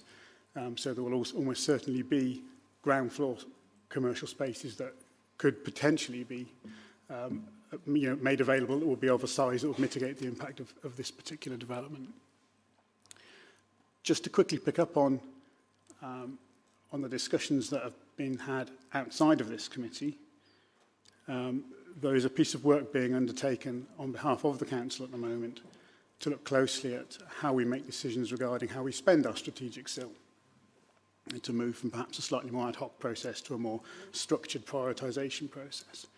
And one of the things that's likely to do is to identify a need to address the ongoing concerns that the ICB have about provision. And that may be through offering for them to come forward with schemes to be sort of put through the SIL mincer, for want of a better phrase, to see how they prioritise, or potentially for an annual allocation to be made. So they could draw down, let's say, £500,000 or £1 million, I'm just thinking out loud, per year. And that potentially is a cleaner way of dealing with the issue, because let's pretend that we agree to a planning obligation, putting aside all that I've just said of £500,000. The reality is that if we were to agree to that, if the developer were to agree to that, they would almost certainly say, okay, but that needs to be paid on first occupation when we started getting some income coming back in. It's unsustainable for our cash flow to be paying that on commencement. Well, this scheme, even if it were granted a planning permission today, would not get its Section 106 for probably another 6 months. Would then be another year of pre-commencement works to deal with pre-commencement conditions and so on and so forth. Would then be a 3 or 4 year build. And so you're probably looking at well beyond 2030 before anything's occupied and any money comes in. So that all you're doing there, it's not providing certainty. It just means that money doesn't come in till later. So a SIL process may well enable earlier release of funding. I can't guarantee you this, but this is what we're looking at doing. We're looking at providing or creating a process whereby SIL becomes the main stream of funding for a number of areas of council delivery, of which potentially an annual allocation or an offer to prioritise ICB project is considered. So that's really where we're at on this, but we do think they've not quite justified the need for the contribution simply because they don't really know how they're going to spend the money or what they're going to spend it on. Thank you for that. It's really useful. But I just wonder if I think we still need to consider or are we considering that their comment that the development as stands would result in unsustainable pressure on the existing services, existing primary care system? That does concern us.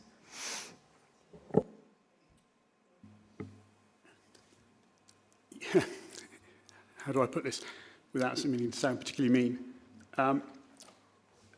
The ICB, when they make comments seeking contributions, use a template letter. And I've looked at template letters from the ICB from West Northamptonshire, from Stroud, from Fareham, from Bristol, and they all basically say exactly the same. So I'm not trying to decry the fact that there almost clearly is an impact of new development on health provision, but that's standard wording that they use across the piece. I was just going to add that the scheme, is it 3.2 million SIL that is predicted? Or so there will be a substantial SIL contribution from the scheme as well, which is for infrastructure purposes, and therefore making that link to SIL is appropriate. There have also been appeal decisions where the inspector has made exactly that point, that it's more appropriate to use SIL for health infrastructure rather than Section 106. Okay. I'm aware we didn't get an answer, but you have got an answer. Okay, right. Just for Louis' question about the space, yeah? Yeah, the unit sizes range from about 50 square metres to about 100 square metres, and the NHS would be able to pick if one of those sizes was suitable. Okay. I think most people probably won't understand whether that is what that would entail. What would that make space for? Because that's your question, isn't it? Go on, say what you think. I don't think it would, just from my memory of a different development. Okay. So we've got Louis' view on that, so that's good. Who was next? I think it was Patrick, wasn't it? Just on that, sorry. There is the potential that units could be enlarged, we think, to accommodate that. So there is that potential as well, notwithstanding what's shown on the plans. So there's a potential there for something that would be like a GP or something like that. Okay, thank you. That's good clarity. Patrick, go on. Thank you, Chair. I'd like to go back to discussing the impact on LPW, please. So we heard, so in the public forum pack, the school said that some of the mitigations that they would seek would be improved sound installation, window glazing, traffic management arrangements, ensuring safe access to the school, safeguarding guidance for contractors, financial contributions to support additional operational costs, and support for temporary relocation of activities during the most disruptive phases of construction. And we heard in the spoken public forum earlier that the developer would be happy for those to be conditioned, if I understood that correctly. Would the LPA, assuming this is approved, condition those? And would there be any further member scrutiny of those conditions, or would that be purely delegated to officers?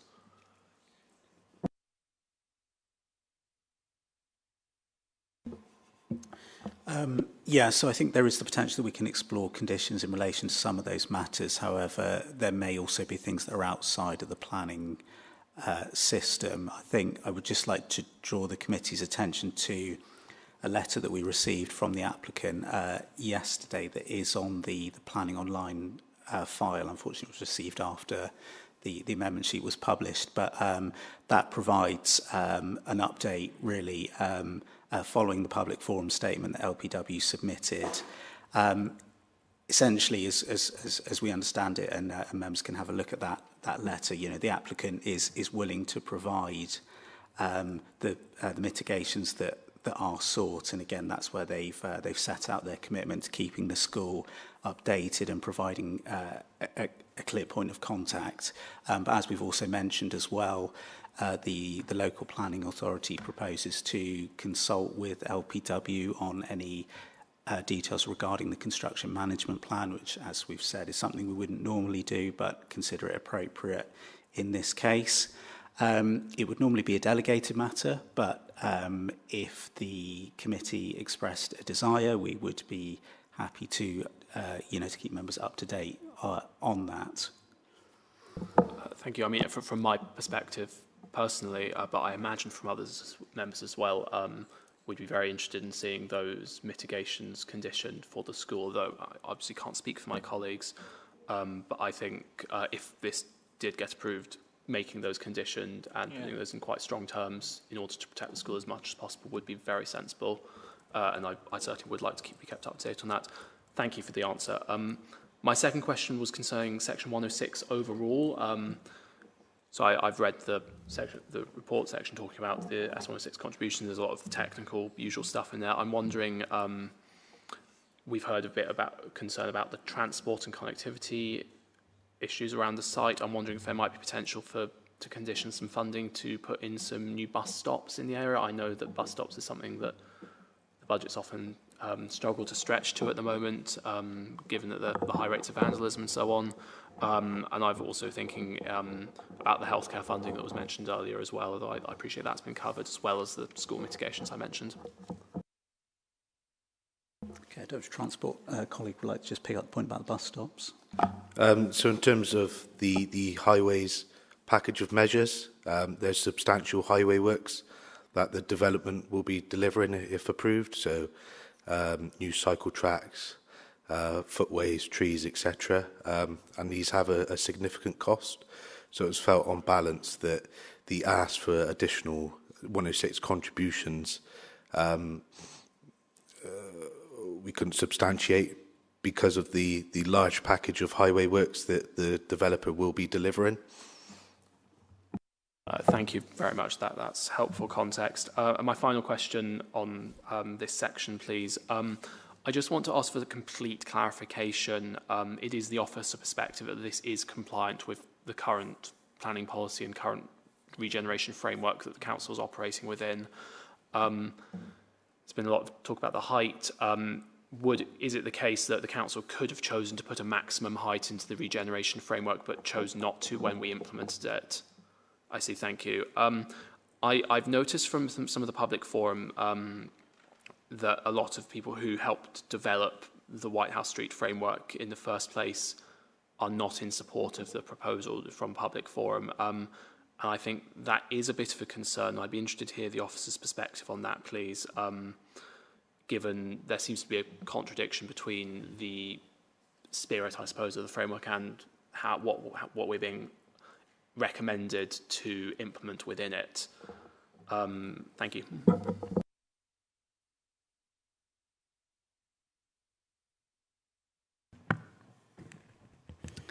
Yeah, I would say that the approach to height has been consistently opposed in terms of local views about tall buildings in the area.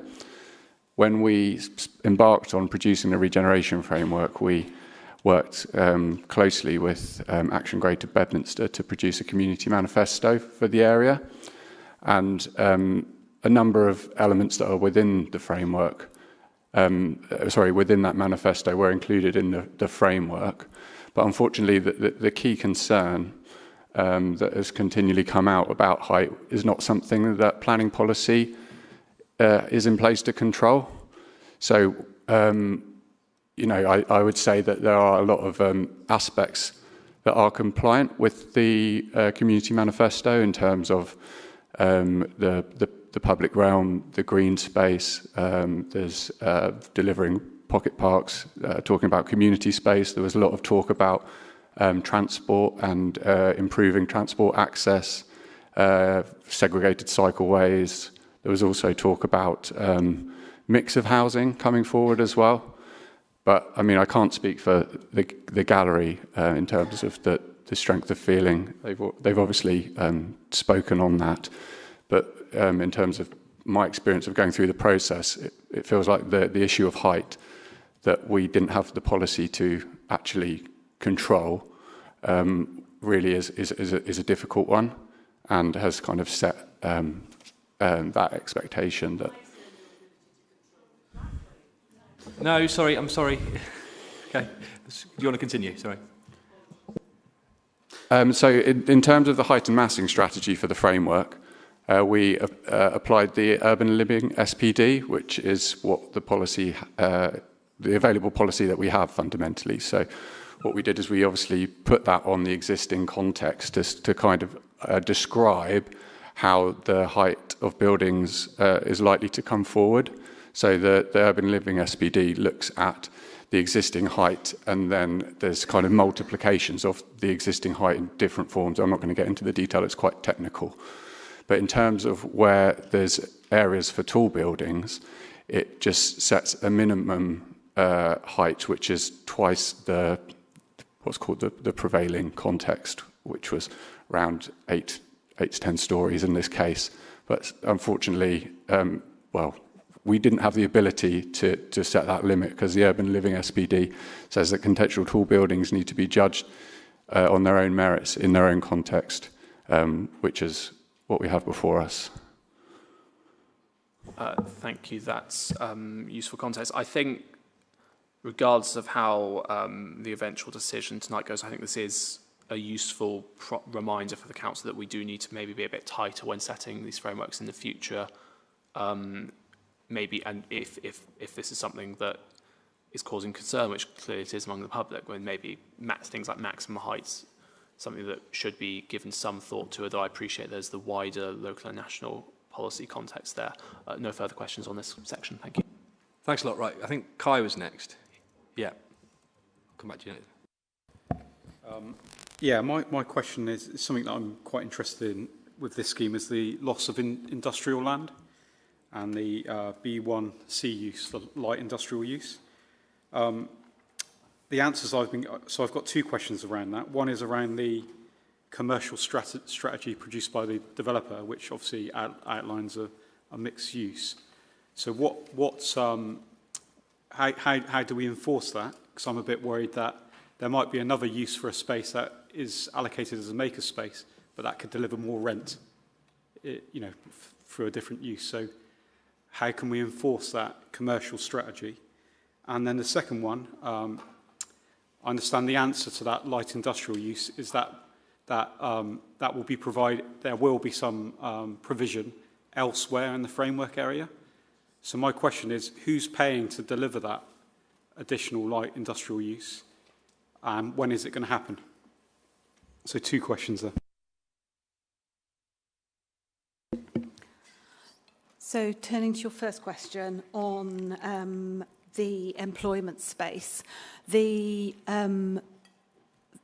use class of the ground floor commercial spaces would all be in use class E. So there is some element of flexibility around use class E. There's a limit to what planning can do to control things, but it might be reasonable to control some element of it.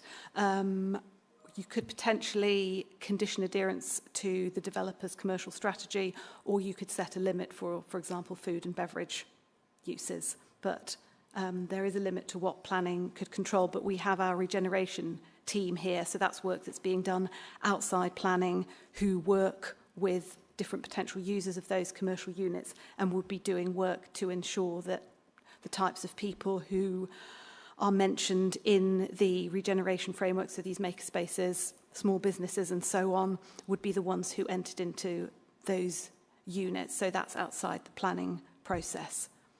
Does that answer your first question? No, that's good. So that could be a condition. So no, that's good to a certain extent. Okay. Yes, yeah, but there is some flexibility within Class E, so we have to be mindful of that. I think I'll hand over to the regeneration officer to answer your second point. Thank you. Yes, Councillor Dudd. The regeneration framework does allocate a parcel of BCC freehold for light industrial provision. And there's an intensification project that has been conceived to actually deliver some new modern B2 class space. There's a feasibility study that's been done on that, and we're looking at the delivery plan. The timings on that at the moment I can't confirm. We're still kind of before like a full business case phase. And in terms of the funding, again, that hasn't been determined yet. At the moment, we've looked at like what's practically possible on site, how that might be phased, what the quantums might look like, and potential delivery routes to then feed into a further business case. Okay, thanks for that. And can I just say on that, obviously it's not the application in front of us, that other provision that we hope to provide in this space. But I do find it worrying that there's no proper plan about how that's going to be funded. So if it hasn't got any budget allocated against it, whether that's council funding or we're asking developers to make contributions to that, then it's not going to happen, is it? It's just something on paper. And there's lots of businesses that use that use class, garages, etc., that have customer bases in that area. So it can't all just move to Avonmouth. So I think we really need to start taking that seriously as a city, what we do about that and light industrial need. When we come to the discussion about conditions, please do speak up, Kai, because that's a good point. I had Andrew and then I'll come to Lisa. So Andrew first and then Lisa. Thank you very much, Chair. I had a question about the perceived over-densification of the site, particularly Block D, of course. To what extent do you think that density that's coming forward has had an impact on the livability standards of the future dwellings, if we approve it, of course? So, for example, in terms of single aspect units, lack of direct sunlight, overheated potential, those sort of things, overshadowing, all that sort of thing. What impact do you think that density that we're looking at today has had an impact on livability? Thank you. There is some impact, and it's set out in the officer report, which sets out that there will be some single aspect units, and there will be some rooms which fall below the levels of the BRE guidance. There has been some improvements made throughout the lifetime of the application. For example, blocks C and D have been moved so that they're further apart. So there's been some improvement there. I think when assessing these types of things, we have to keep in our minds that this is an urban environment. And also, as officers, we always look at the bigger picture. We look at what the scheme looks like as a whole. When we're assessing it, we think about how will it be to live here? What will it be like? So we need to look at the internal living environment, but also consider that this scheme would create a high-quality public realm. There'd be open space. Many of the units have balconies. Some have a small front garden. Many of the units face onto green space. And there, in the PBSA units and also in Block C, there would be rooftop terraces as well. There are play areas included for various different ages. And at the ground floor, there's the new commercial offering. And there's communal amenity space for the PBSA as well, so that's in Block D, and a larger overall amenity space on the ground floor. Plus, in more general terms, there's the proximity to all the amenities and then transport links to the city centre and the local centre of Bedminster. So when we're assessing it as a whole, we do acknowledge that there are some rooms which are single aspects and which fall below the BRE guidance, but overall we consider it's a good place to live and there'll be a good standard of amenity for future occupiers. Hope that helps. Thank you. Lisa, go ahead. Thank you. It's another question around the height and the viability.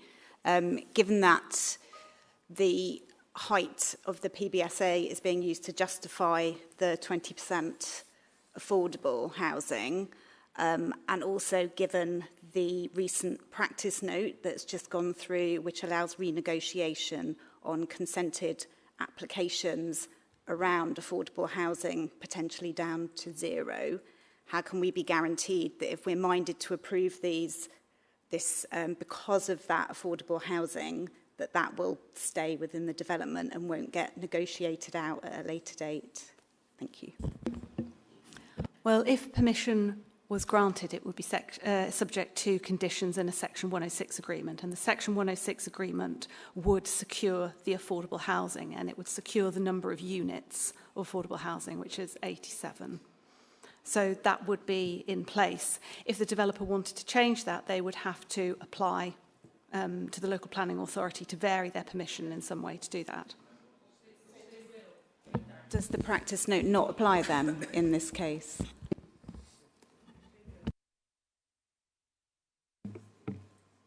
So, ultimately, the council, any council, cannot absolutely guarantee that any applicant anywhere will not seek a new application for development on the site under Section 73 of the Town and Country Planning Act or Section 96A of the Town and Country Planning Act to vary an existing planning permission. And as part of that, they will be potentially able to introduce a viability argument. Up until quite recently, and members, I can't remember if it was this committee or Committee B that dealt with Bart Spices. It's Committee B. It was A, was it? Okay. Up until quite recently, members were in quite a difficult position when these Section 73 applications came in, because they were unable, in effect, to take account of the fact that they'd only granted, in Bart Spices' case, the planning permission because of the 30% affordable housing. They didn't much like the design, but they were happy with the 30% affordable housing, and they felt on balance that outweighed the design concerns. So when the application came back in for less affordable housing, members were understandably quite grumpy when they were told that implicitly they'd already agreed to the design, so they couldn't go back on it. And recent government guidance has indicated that government is much more, or moving forward, is much more relaxed and will potentially amend regulations to say that where planning permissions were granted, on balance, i.e. there were negative impacts, but the delivery of affordable housing was seen to outweigh them. If the developer comes back in at a later date to reduce the level of affordable housing, then members can give significant weight to the fact that they only granted the scheme in the first place because of the amount of affordable housing. So the issue of implicitly having agreed the design has sort of gone away. So that will be able to be considered should an application under Section 73 come in to reduce the amount of affordable housing. It is always possible that applicants may wish to reduce the amount of affordable housing, and we have to look at that on a case-by-case basis. As far as the practice note is concerned, sorry, Councillor Breyer, as far as the practice note is concerned, what the Council is looking to do is really ensure that those sites that are struggling to get off the ground, that we're not able to deliver, are potentially able to come in, particularly if they have the offer of Homes England Housing Grant. If they're able to deliver a large number of units with Homes England Housing Grant, we would be happy to consider them coming back in to reduce the amount of Section 106 affordable housing in exchange, in effect, for an equivalent or larger amount delivered with subsidy. Thank you. Do you want to come back on that, Lisa? You look like you might. No, thank you. I think that answers my specific question. So there is a chance that that practice note could be applied in this case. In this case or any other case, you know, ultimately. I think also that we may get to talking about conditions later, and I just want to check whether there is a kind of way through condition that we can, you know, in the strongest possible terms, try to ensure that that 20% is retained, or is that not really the process to use, in your opinion? Oh, okay. Dawn, our solicitor, is sitting behind me, and she may be able to come in on that in a minute, but it is normal practice that the delivery and securing of Section 106 affordable housing is done through the Section 106 legal agreement. That's the normal way it's done, rather than via condition. We'd certainly be in a position to consider phasing conditions such that the affordable housing had to be provided by certain stages in the development. Okay. Obviously, members will have concerns about, well, what if only the student building was built? So we'd certainly be able to use phasing conditions to ensure delivery of the affordable housing, but actually a condition that says you can't ever come back and ask to reduce the amount of affordable housing would not be a legitimate planning condition, I think. Does that sort of answer? If not, Dawn may be able to assist further. But I think Dawn's checking ahead, so that sort of adds suggests that that's the answer that you've got. That's fine, I think. Any other questions or clarification? Yep, Guy, you do one, and then I'm going to ask them myself. So come on. Thanks, Chad. Sorry. Appreciating it's been a long meeting already, but I just want to get clarification on a couple of issues. One was just around what was said earlier in respect to the submission from the NHS. I'm just looking at the letter that they've sent us dated 19th of November 2025.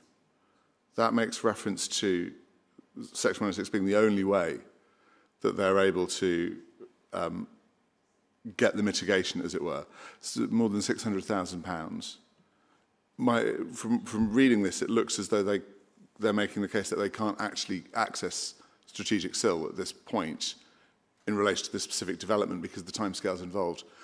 That strikes me as being correct. I can't see how they would do that. Equally, with the best will in the world, I can't imagine enough happening in this bit of Bristol for there to be more than two-thirds of £1 million worth of local SIL to draw on.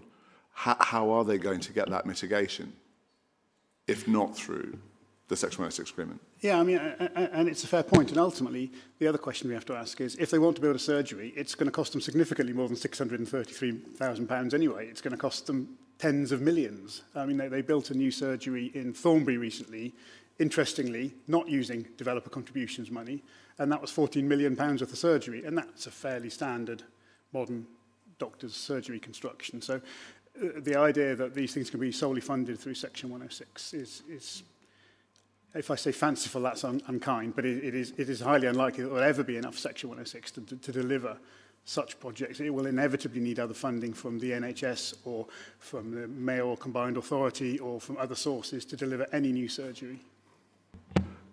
Yes, apologies, but it does strike me as the NHS in a case like this is in a catch-22. They don't know, as you say, what is going to be granted, what the mitigation that they're going to need is going to be. So how can they, I mean, I assume we're not asking them for a specific project proposal to build something that's precisely proportionate, the size that they would need to deal with the number of new occupants that's going in, as with a load of different things the council asks for in terms of Section 106 mitigation. It's mitigation towards projects that will mitigate the impact. Why doesn't that principle apply to the NHS in this case?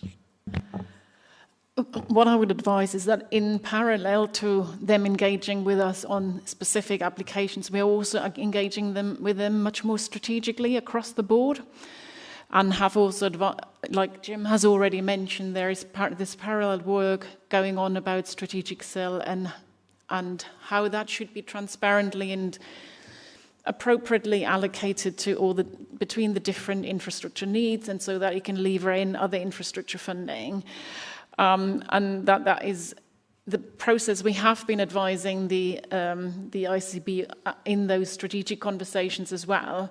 I guess they're just pursuing a parallel strategy of trying to get some money, but nevertheless, we have also kept asking for specific proposals and said we wouldn't rule it out, but we need specific proposals. You'll recall that in the gallery context, we did make a very large Section 106 contribution because it was a different situation and where there was very specific proposals on the table that enabled us to make that contribution, which we simply don't have here. And apologies, but the way that this is written, quote verbatim, without this mitigation, this development would not comply with adopted Bristol local plan policies BCS 11, DM14, emerging local plan policies, HW2B, IDC 1, paragraphs 56 to 59 of the MPPF. They seem quite confident that specific mitigation for this specific development is required as part of the planning consent, and what we seem to be hearing is that Bristol City Council just flat out disagrees with them, that their reading of the law is wrong, that we don't have to provide mitigation for this specific development as part of this consent. So, if you imagine when we secure contributions to some highway works, for example, we don't secure contributions towards some general highway improvements somewhere in the vicinity of the site. Because of the way that Section 106 now works, the highway improvements would be a pedestrian crossing at location X, or a new bus stop at location Y, or curb build-outs here or there. They're much more specifically identified than would have previously been the case if you go back a couple of decades. And that's because of SIL Regulation 122, which requires the use of Section 106 to be tightened up. And what the ICB are asking for in this particular instance is for a contribution to be spent on something somewhere as yet unspecified. And that's where we kind of struggle with. We're not asking necessarily for them to know down to the last 10 pence. what they want to build costs, but they have no plan at this moment in time that's been published to do. They know they need to do something, but they don't know what they want to do, and the ICB need to be a little bit more proactive in their planning to say, well, clearly in the Bedminster Green and the White House regeneration area and Temple Quarter as well, there is a whole load of new development coming forward. We are going to be looking to put a surgery in this location, somewhere in this location, or somewhere in that location. Or we're going to be looking to utilise ground floor space as offered by the applicant in this particular situation, to get some ready-made space. But just asking for a large amount of money for something that is unspecified, we feel is outside the scope of the civil regs and doesn't. It couldn't really be justified as it stands at the moment. As Simone's mentioned, the galleries is a very different situation because they are losing, potentially, the health centre in the galleries and are having to relocate at significant expense. So there is clearly a need for a mitigation there because something that's happening at no fault of theirs that's costing them money. And just to add to that, sorry, it is the additional consideration that they are paying strategic sale, and therefore, through continuing to work with them in a strategic manner to make sure that the impact of development is being mitigated, we therefore think that this is an appropriate and proportionate approach in this case, and the same approach has been taken by many inspectors in other appeals. Thank you. Okay, Serena, I'll come to you and I'm going to carry on my questions. But go on, yeah, go on. A question about viability. I don't believe a viability report's been published and it isn't required, so we're having to take the applicant's word for it. But as I understand it, everything is predicated on the viability of the scheme, so is predicated on the PBSA element, which is the tower. What will happen if the PBSA isn't delivered? Because there are certainly signals and signs at the moment in that market that it's coming to a peak, that there are high vacancy rates in PBSA amongst other cities. There was a report in the Daily Telegraph recently by the property correspondent on this very point. So what happens if that PBSA market bursts and that element of this scheme can't be delivered? Does the rest of the viability fail then?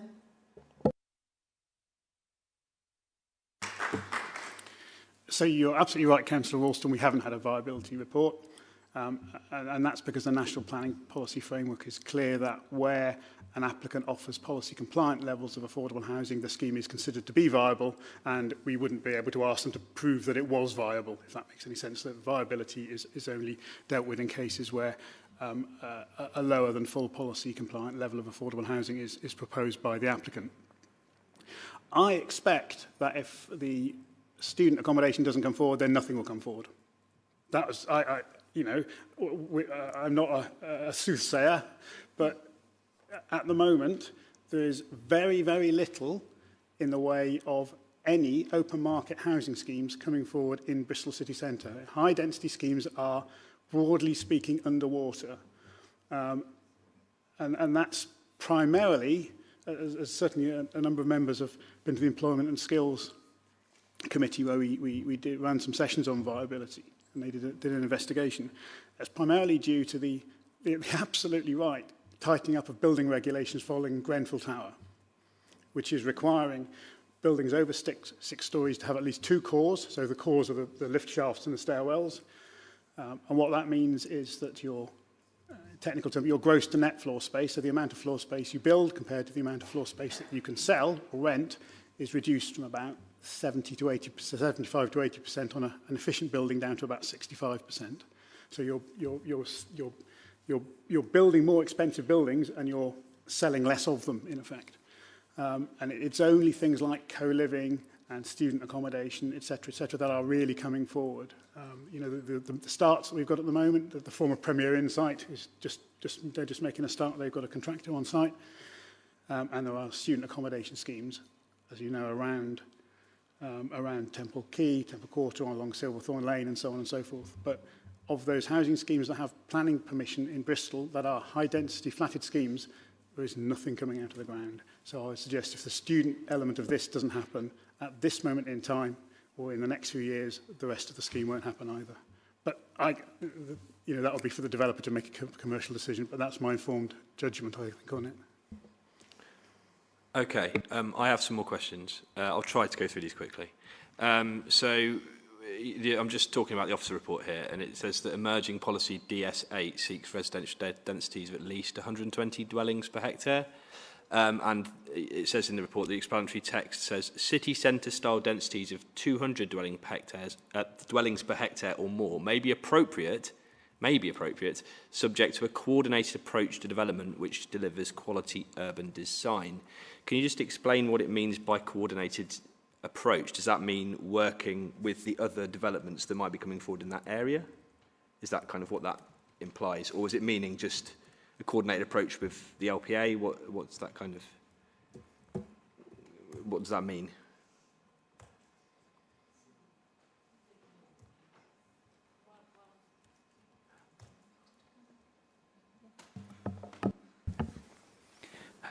By coordinated approach, we're looking at a master planning approach where we're looking at the quality of the public realm. So we're enabling those higher density, because to have higher density, we need that good quality public realm to deliver some of those amenity benefits that we were talking about earlier.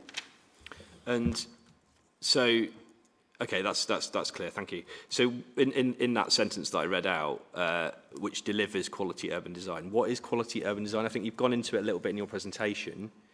Is that the limit what you could say? This is, and we talked about this at the last committee, it is subjective, or is there sort of some objective way of measuring that? A lot of it is very subjective, and a lot of the things we're hearing about in terms of the tall building and various other things, these are subjective issues. But when it comes to quality urban design, we're looking at the livability of these spaces, the quality of that public realm around those blocks. Yes, the quality of the architecture and the materials they're using, it's responding to the context in terms of it looks like it is a bit of Bristol or a bit of Bedminster in this case. So it's a lot of these different elements that form part of that quality urban design response. Thank you, that's helpful. On our comment on the planning application page on the Bristol City Council website, it lists design and appearance of the development as planning issues to be taken into account. Is height of a building a material planning consideration given that it's part of the appearance of the development? Yeah, that's true. But in terms of, say, when we're talking about, say, tall buildings, we need to have tall buildings in the right place and so forth. And there's the White House regeneration framework was very clear about where this was a site for a tall building. If you're going to have any height in that area, where they're proposing, it was the right place to put it. Okay, no, thank you. I'm asking the questions and I'm receiving the answers. You can interpret them. Is there a difference between height and density in planning policy? Could you have a dense development of, say, 427 dwellings per hectare that was 7 stories high? That'd be very difficult to achieve. You would need to think about some of the medium-rise developments we have, apartments. You're only ever going to be hitting those kind of densities you mentioned earlier, 120 dph, dwellings per hectare. So you have got, because you have to enable the space and the amenity spaces for those dwellings. So in order to deliver the kind of densities they're producing here, yes, you need some height. Okay, well, I Googled what is the residential building with the highest dwellings per hectare in the UK, and this may be inaccurate, it's Google, but Camden Courtyards, completed in 2018, has 410 dwellings per hectare, but it's only 7 stories. So is that not accurate? You'll have to look at how they've measured those dwellings per hectare. There's quite a lot of different ways. No, sorry, I want to hear the answer. How would they have measured it differently? So when we're talking about dwellings per hectare in our policies and say a scheme like this, we're looking at we're taking into consideration the spaces around those buildings and so forth. So if you're looking at a 7-story building and you're only looking at the footprint of that building is occupying, then you could easily get those kind of densities. But when you start to look at the kind of amenity areas around there, the public realm, then the densities are going to be different. This may have already been answered, but it says that 200 dwellings per hectare may be appropriate at this location within policy, or emerging policy, sorry. So what dwellings per hectare would be inappropriate? Is there any dwellings per hectare that would be inappropriate? That's a very difficult question to answer, but essentially you're looking at livable spaces. We are convinced that this development is providing a livable, as you heard from officers earlier, that this will be a livable place to live. Therefore, the density is what is appropriate in this instance. Okay, why was the decision taken not to include a cap on height in the Whitehouse Street regeneration framework? Was this a political decision or was it an officer decision? As I kind of alluded to earlier, the regeneration framework does not add or change policy or control policy. The regeneration frameworks seek to add more or content and definition to existing policy.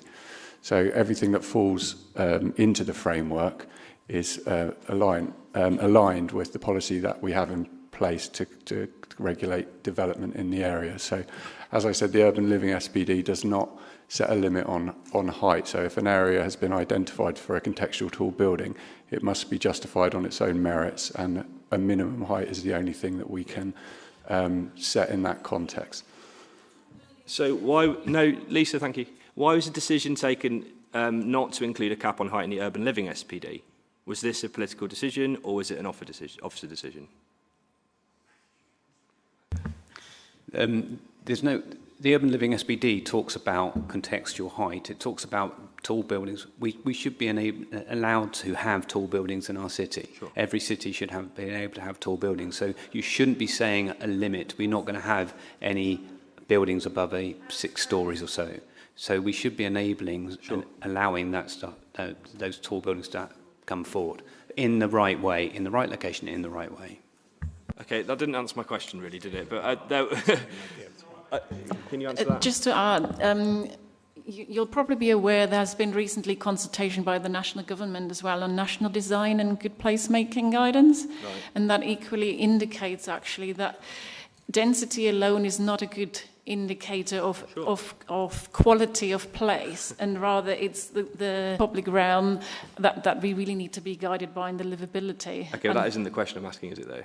I'm not asking about that. I'm asking about whether that was a political decision or an officer decision to not to include a cap on height. The decision was about the fact that we were talking about the livability of spaces. So the height is not a relevant conversation when you're talking about the livability of places in a city. Okay. Strictly speaking, I think also, because that would be policy, that can only be done through the local plan. But okay. Dawn is nodding. So we've been offered sort of comparison schemes in the officer report. Are we to use the precedent set by these other developments as a material planning consideration? If not, why were these provided? I think one of the reasons why they were provided is either through the discussion or the debate at the 28th of January meeting. I think a member asked how the scheme compares to others. They've either recently been approved or in the area, I think. So it was in part to respond to that. Also, again, just kind of picking up on the discussion and concerns around density. It was really just to provide a comparison that may assist the committee just to demonstrate how it does compare to other schemes nearby. Okay. Is the Brighton Gasworks example a material planning consideration? Presumably not. So that's also been included in the officer report. Is that the same sort of answer that you've given? It's the kind of contextual, giving the contextual setting, because that seems to be a different example that doesn't set a precedent for us. I think the Brighton Gasworks example was given just to give some background to members about the types of decisions that are being made by the Planning Inspectorate, or in this case the Secretary of State as advised by the Planning Inspectorate, and how the Planning Inspectorate is looking at matters relating to density and height when weighed in the planning balance. Okay, no, thank you. It is stated that the message from the Planning Inspectorate is clear, but isn't the Old Tavern example just that one example of one inspector's reading of it? So the Old Tavern, 5 minutes, all that stuff, is that not just one planning inspector's reading of it? Or is that a kind of wider trend around distances to different places? It's one decision that we thought it was appropriate to highlight, again, given the discussion point around walking distances.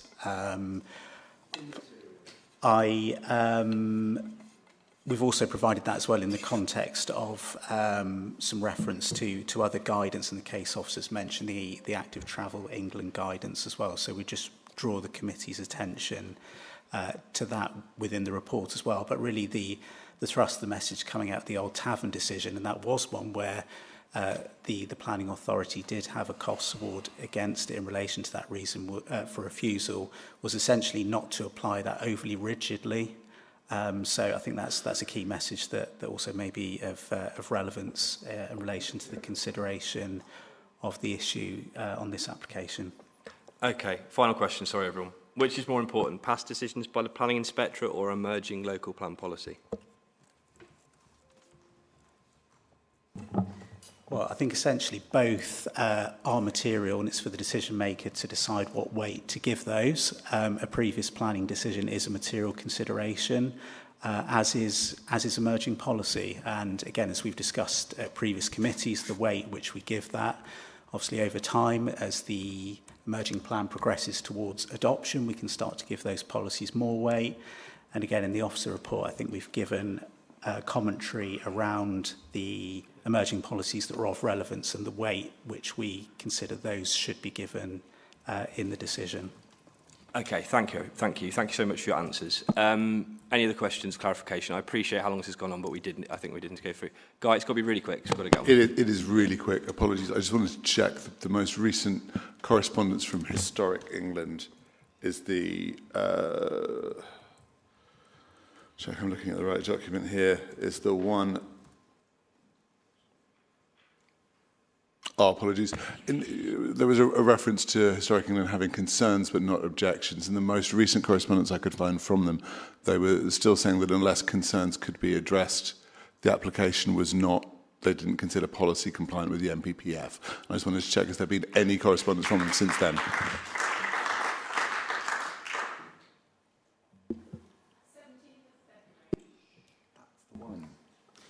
Sorry, it's the 16th of February is the last correspondence that we've received from Historic England, and they were clear they had concerns, but they didn't object. Thank you. Okay, we have had a large number of questions of clarification, and I take my responsibility for the number that I asked. We do need to move on to the debate. We cannot be here all night, I'm sorry.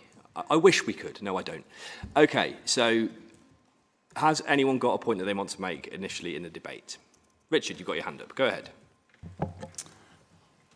At the risk of actually teaching my grandmother to suck eggs, may I respectfully remind the committee we are a regulatory committee.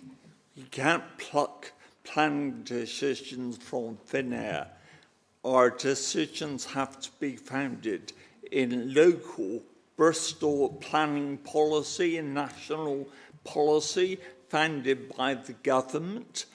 I may dislike elements of that. For example, as an opposition councillor, I fundamentally disagree that the cabinet Kai sat in doubled effectively the number of student beds in Bedminster Green, but that was that. I have to respect it was legally made. Once we actually start to pick and mix, we're hiding to nothing. And frankly, any decision we make, and we've had plenty of debate today about the validity of the possibility of the decision being overturned and cost awarded, in my view, it becomes greater if it's not rooted in the fundamental policies of this council.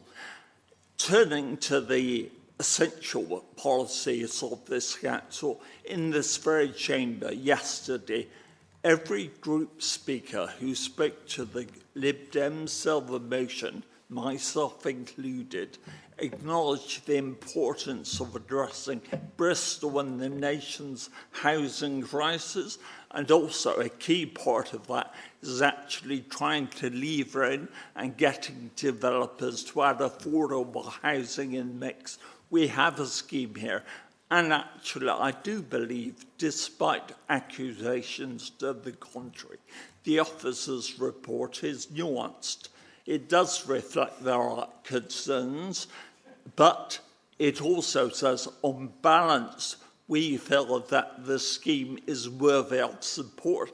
And I must say it's proposing a grand total of 844 dwellings, broadly half and half students and built to rent, of course, 20% affordable, transport improvements, major millions of pounds of SIL which can be spent to enhance local services, good improved public realm, and also a significant medical facility and also commercial employment space. Overall, I believe it's a scheme worthy of support. I actually am not convinced at all. The officer's report look at the density argument and also is a harm caused to the views by the height of the buildings and conclude, in my view, correctly, not. They are not sustainable grounds for this committee to refuse the application. So I beg members to support this, as I will be doing. Thank you, Richard. Andrew and then Guy. Thank you very much, Chair. I do agree with what Councillor Eddy has just said. I mentioned in my speech at the last meeting how I used to live off Redcatch Road, and I know the view very well. I often went through Victoria Park. It's a beautiful view, but it's a view that has constantly changed over the centuries and over the decades. Bristol is not a museum piece. It's a commercial city, a dynamic city. It changes. Yes, the tall element is tall, but it's by no means the tallest building that's been consented in Bristol. We have buildings with plan consent of 28 stories, and that's still quite small fry compared to other cities, comparable cities around the UK, where, for example, in Manchester, they've approved a scheme with 66 stories. So for me, the height of the building, yes, it is tall, but the impact on the view, there will be an impact, but it is not as important as the need to deliver housing. We have 20,000 families on the housing waiting list. It's a disgrace that we're even considering not approving this scheme, but will deliver housing for people on the housing waiting list. What's more important, a view or a house? I'm voting for a house. Thank you very much.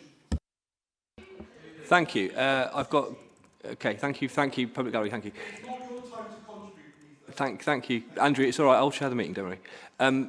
Guy and then Kai, which rhymes. Carry on. Thanks, Chair. I think everyone, if there's one thing this committee agrees on, it's on the need to provide social housing and affordable housing. And in fact, I would go so far as to say I'm just going to remind everyone now, whatever view we come to as a committee, I don't think there's anyone that would be voting for this scheme if it weren't for the social housing. I just want to make sure that we get that absolutely firmly on record in case there should be a section 73 or 96A variation in the future. And I appreciate I subbed on to this committee at the last minute. I found out at lunchtime today, so apologies. But this was an application that's been heard once already by this committee. It's a cooling off period. That means it's back here today. And I've read the original report. I've read the report for today. I've listened to the public forum, heard what colleagues have said, the answers to questions. We've heard statements like cities should allow tall buildings. We've heard that things are subjective, that things are contextual, that we must be flexible. Yet our policy positions seem absolutely rigid. And it seems a little more than coincidental that every time some part of this application does not seem policy compliant, we're required to be flexible. And every time something is policy compliant, then it's held to be absolutely rigid and unwavering and absolutely certain. The statements on the planning portal make it really, really clear that the NHS does not think this is policy compliant. without the mitigation for the additional population it'll add to the area. Historic England seems absolutely clear that it's not policy compliant and that unless concerns have been addressed further. And I have to say that the reasons in the officer's report provided in respect to the previous committee's objections to this scheme seem like an incredibly narrow interpretation of the committee's reasoning. And I appreciate density is one thing. Apparently there is no such thing as too dense and there is no height that is too high. But scale and massing seem things that have been raised both by the previous committee, by this committee, and in the public forum as well. The cooling off period, this idea that we allow officers time to draft robust reasons for refusal, that's why we can't refuse in the moment. We can't refuse at the time. It's to give officers that time to go away and draft those robust reasons for refusal. I mentioned this to the Planning Advisory Service when I was at a training session with them, and their response was confusion, and they put it really succinctly. Why are the robust reasons not in the report in the first place? Why do they need the time to go away and write them? If there are reasons, why aren't they there in the first place? And I worry that we are pressed into this fatalistic attitude of looking at this in round on balance, and I appreciate it, it's a tilted balance, but it's not a vertical balance. It's not an insurmountable balance. That the impression is created that we have no choice, that we're here purposelessly, that what is being put in front of us is so overwhelming that we have no choice but to say yes, irrespective of what our views might be. And I respectfully disagree. I think we have heard enough evidence in the public tonight. I think the answers to our questions have left enough concerns in my mind that I'm just not ready to say yes to this yet. And to be honest, I think this committee should be really, really clear that it made a decision to ask officers to go away and provide robust reasons for refusal. And I hate to say it, but what seems to have happened is that what has been brought back is that a case has been built further, that time was used to try not to produce those robust reasons for refusal, but to strengthen the reasons to grant. And if that's the case, I frankly think that this should be the final nail in the coffin of this cooling off period policy, because it is clearly not doing the job to which councillors consented in the first place. Thank you, Guy. Over to Kai.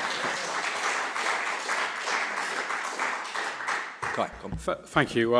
As someone that had a small part to play in the White House Street framework, just on the energy policy, I definitely agree with the statement that Councillor McAllister made, that I don't think this is within the spirit of that framework, what we've had come forward today. I've got concerns about the loss of light industrial space and jobs. So in terms of the commercial strategy, I'm told that can be elevated to a condition. So I mean, at the very least, I would like that to be elevated to the status of a condition. In terms of the re-providing the B1C light industrial space on somewhere else in the framework area, I really think we need to do a lot more work on that. You know, there's no money identified, there's no partners identified, so it's just a bit of a fantasy at the moment. And I've got no confidence, unless I see a budget allocated against it, or where the money's coming from, that's going to be delivered. In terms of the height of the development, I'm not opposed to tall buildings, but I think in our policies surrounding this, it says it should be of an exceptional design. And I know I've been told since that that's totally subjective, but from my view, it definitely isn't an exceptional design. In terms of the good things about it, obviously we've all highlighted the affordable housing, but the confidence of Labour members on this committee and other committees that come forward seriously been undermined by the Bristol Affordable Housing Practice Note, where basically you've kind of opened the door to all levels of affordable housing being delivered by Section 106 to be renegotiated. And if you give developers an inch, they take a mile. Yeah. And it might not be with this case. I could take the word of the developer in this case, who assured me that they will proceed with it. But I've got serious concerns about that. And also, I think the default position going forward from developers will be, don't worry about providing affordable housing through Section 106. We'll get the taxpayer to pay for it via grant instead. So I think that's a serious issue that we're going to face. In terms of how I'm going to vote on this, I've never seen advice from officers about the defendability of an appeal this strong before. I think it makes it even more unreasonable not to approve this, the fact that that advice is there. Hence, probably £1 million of costs would be awarded against us, and the scheme would go ahead anyway. So it's on that basis alone that I'm not going to throw away taxpayers' money on something that is going to happen anyway. So reluctantly, I'll have to vote for this scheme. Thank you, Kai. Anyone else want to comment, say anything? Yeah, Patrick, go ahead. Thank you, Chair. This has been I didn't know how I would be voting before this, and this debate has been very helpful in that regard. Personally, I'm actually not a massive fan of the aesthetics of the scheme. I think the tower's quite blocky, but I actually don't think that's a sustainable ground for refusal for the council. I think we are looking at a scheme which, on paper, does fit the planning development frameworks. We've heard a lot of discussion tonight over whether this is the right space for a tall building. According to our adopted policies, it is. Our adopted policies identify this as a location that is suitable for brownfield, for high density. It's close to the city centre, it's close to major transport and retail centres, and I think the question we do need to ask ourselves is, if we can't build high density here, where can we build it? I don't actually think that there are reasonable grounds for refusal given the local and national planning context, and there's a wider point around how broken our construction market is in the UK and how broken the development legislative framework we are operating within is. I agree with other councillors. We need strong provisions, particularly around protections for schools, affordable housing delivery. But I keep coming back to that. I don't see a way that we can reject this and remain within our stated policy, which means that if we do reject this, it would go to appeal, we would lose, we would be liable for substantial costs, and the building would get developed anyway, maybe 6 months later than it would otherwise. I think that's the worst outcome for everyone concerned. I am always very mindful of the fact we've got a crippling housing crisis, and we have a need which is set out in national policy and local policy.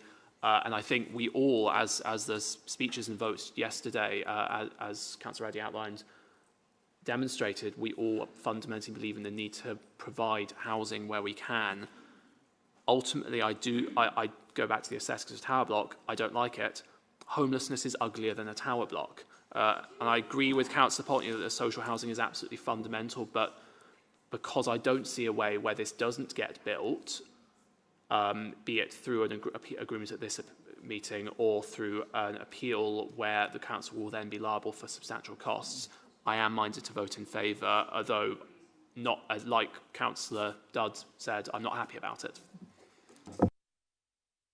Thank you. No, thank you. Thank you.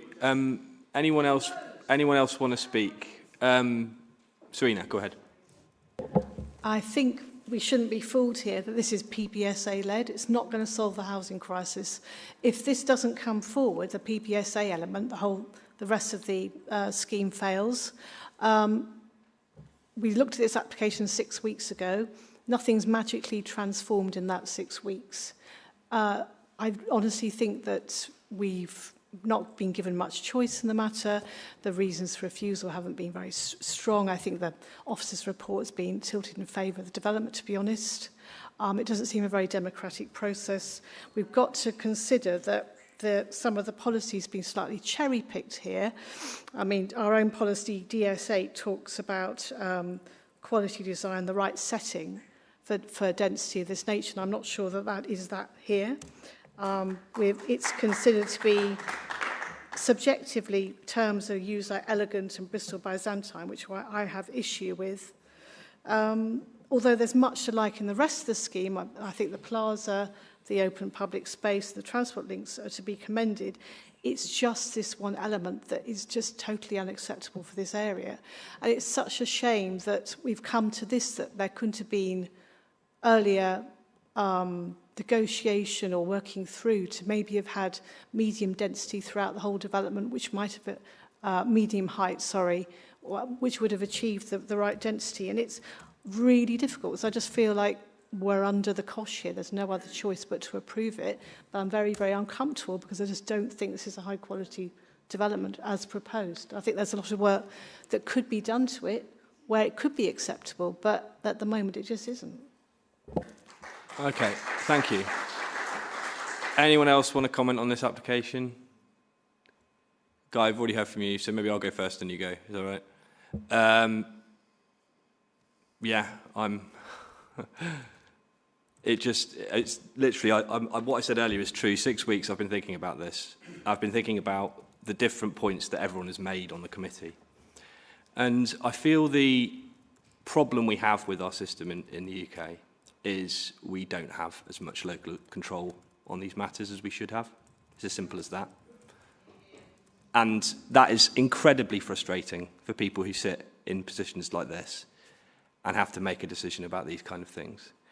I don't like the design of this building. I don't like the height of it. And that's where I come down. I equally hear what Councillor Varney, Councillor Dudd, Councillor Eddy and Councillor McAllister have said.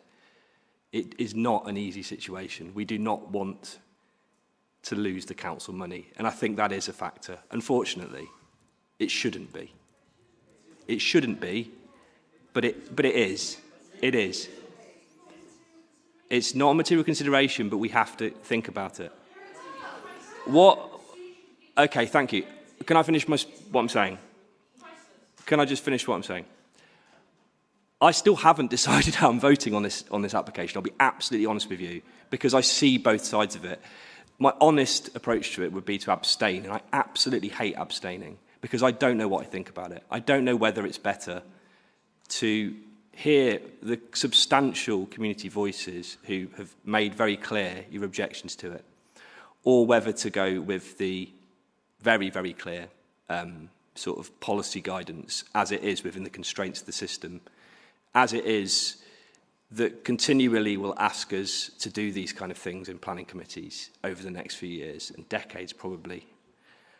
It's demoralising, frankly, and to be honest with you, it's part of the reason that I'm going to give this up. It's just too demoralising. I don't like making these decisions anymore. So I don't know where I stand yet. Yeah, Guy, you wanted to come back in. Is there anyone else who wants to come back in?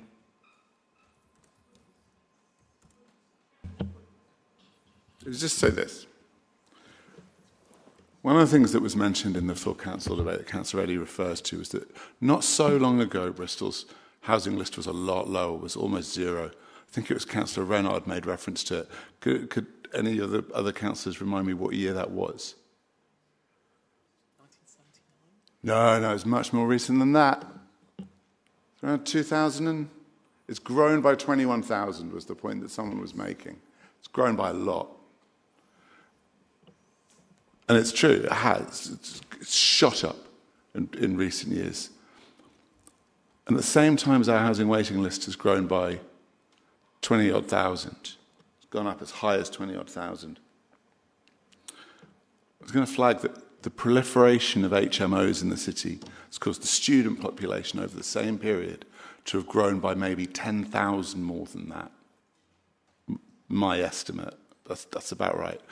The housing crisis is not caused by over-regulation in Bristol. The housing crisis is the direct result of under-regulation, of failure to control the housing market, of failure to address local needs, not in spite of it.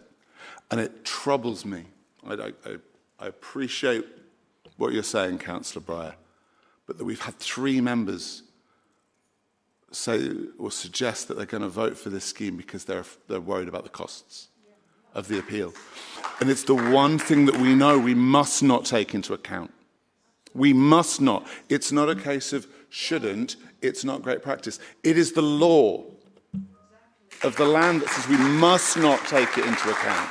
It is not material, in the same way that the precedent that this sets might not be material, in the same way that a dozen other considerations that might have been raised by the public in reference to unacceptable or unpleasant impacts of this scheme would have been ruled out, and they would have been told, as they have on a few cases in the officer's report, can't consider it, it's not material to the case, neither are the costs of appeal. They should not be anyone's basis for saying no to this scheme. If you genuinely think the good of this scheme outweighs the bad, vote for it. It's everyone's right on this committee. But by no means be cowed into voting the other way because you are worried about the costs, because that's not part of it. Okay. Thank you very much. Has anyone got anything else that they want to say, just generally? And then we'll move to just a quick discussion about conditions, because obviously, regardless of it, we need to look at those. I think, Kai, you made a very clear pitch there, didn't you, for a condition around the commercials? Yeah, the commercial strategy. Can you just put your microphone on? Yeah, no, I think that should be elevated to a condition. So I don't know what the wording should be around that, but I think I don't know if you have any suggestion. Have you got a suggestion for that, or can we leave it? Is it kind of the kind of thing we leave with you? Yes, I mean, yeah, we can confirm that we can certainly elevate it to a condition and capture it through appropriate wording. We don't have wording to hand on that, but if the committee would be minded to leave that with officers, we can certainly work something up. Is that right, Kai? Happy? Is everyone else happy with that? Yeah. Any other conditions? I've got written down here NHS, but I think we covered that off, didn't we? That wouldn't be a relevant one. I believe the applicant chairman said the 3 commitments to the school, they were happy to have conditions. Okay. Is that okay to condition? Yes? And Patrick, go on. Sorry. I would hope it would go without saying, given the previous discussion, but the affordable housing needs to be conditioned in the strongest possible terms. That is fundamental. I think we had a discussion about that, about whether we can do that. I think the argument was that we couldn't. Yeah, can you just say again, Jim? Okay, go on.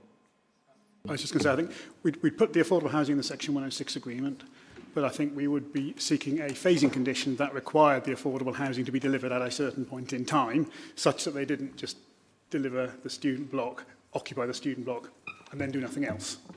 Is that what you're after? Thank you. That was what I had in mind. Apologies for misphrasing the terminology. We've been sitting here for a while. Okay, and Guy, you've got your hand up about another condition, have you? Yeah, so it doesn't change my position if conditions are something that need to be considered. I do think this committee or someone, I would suggest yourself, Chair, if conditions are yet to be agreed, needs to see the wording of the legal advice in respect to the Section 106 agreement requested by the NHS. We have a really clear dispute of law here with the Council saying we don't have to have it and the NHS saying you do. I just think the Chair should be in receipt of legal advice on that point before any condition or the Section 106 agreement is finalised. Okay, can I take that as okay to do? Yeah. And so what have we got then? We've got the LPWE, the school, we've got that proviso, we've got Kai's proviso. I think there is a justification for asking for those conditions to come back to this committee so that we can sign them off. Why okay, I don't feel comfortable with that. I would like it to be to the committee because I don't have... I think just the seriousness and how obviously this has been a very contentious application. I think it's important that we have that accountability around the conditions. So I would like to suggest that we do that and that we all hear back from it. And that might not be a very long discussion when the conditions come back, but I think it is part of the process that it's helpful for us to see that. Does anyone have an objection or counter to that? Okay, that's what we're going to do. Okay? We are going to move to the vote in a second. Okay? Do you want to say something, Guy? You were about to ask what I was thinking of asking, Chair. Apologies, I jumped the gun, please. Okay, thanks. It's wholly interrupt us, Batman. Okay, so I haven't pressed randomise on my randomiser. We are going to use the process as we know.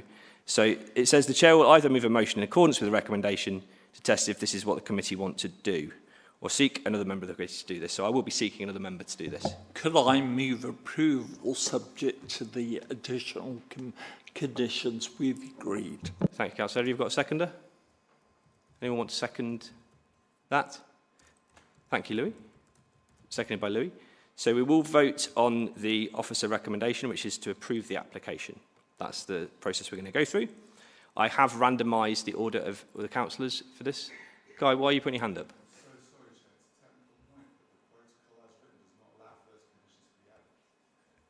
Well, no, it doesn't, but then we can add conditions. We know this as part of the protocol. It's not in the protocol written down, but we can add conditions. Do you want to say something more? Apologies, I believe there's an ombudsman's finding to the counter that says, no, you must follow the protocol as written recently. Okay, so we need to do an amendment to this proposal, is what you're saying. So the proposal that Councillor Eddy has just made and Councillor Martin has just seconded. Is that what you're saying? Are you saying something else? I suppose if there's an amendments process, then that would do the job. Okay, so the amendment is being proposed. I'll propose the amendment, which is that we include the conditions as agreed in the debate a second ago. Thank you, Councillor Varney. I've now started calling everyone Councillor again. Ed, it's not your place to no. We've just amended to say that. We have agreed that within the discussion. Guy said that. We have amended to include that they come back to the committee. Okay. Councillor Varney seconded it. Thank you very much. So I think we vote on that amendment first, do we? Have I got that process right?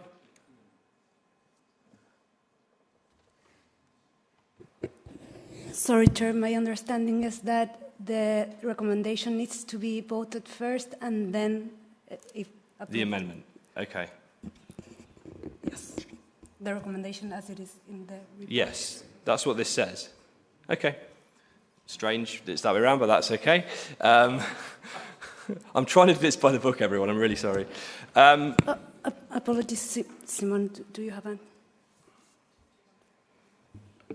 I may be wrong, but I think if the council makes a if members take a vote based on the officer recommendation and that is approved, that's the end of the matter. Yeah, I think that's what I think.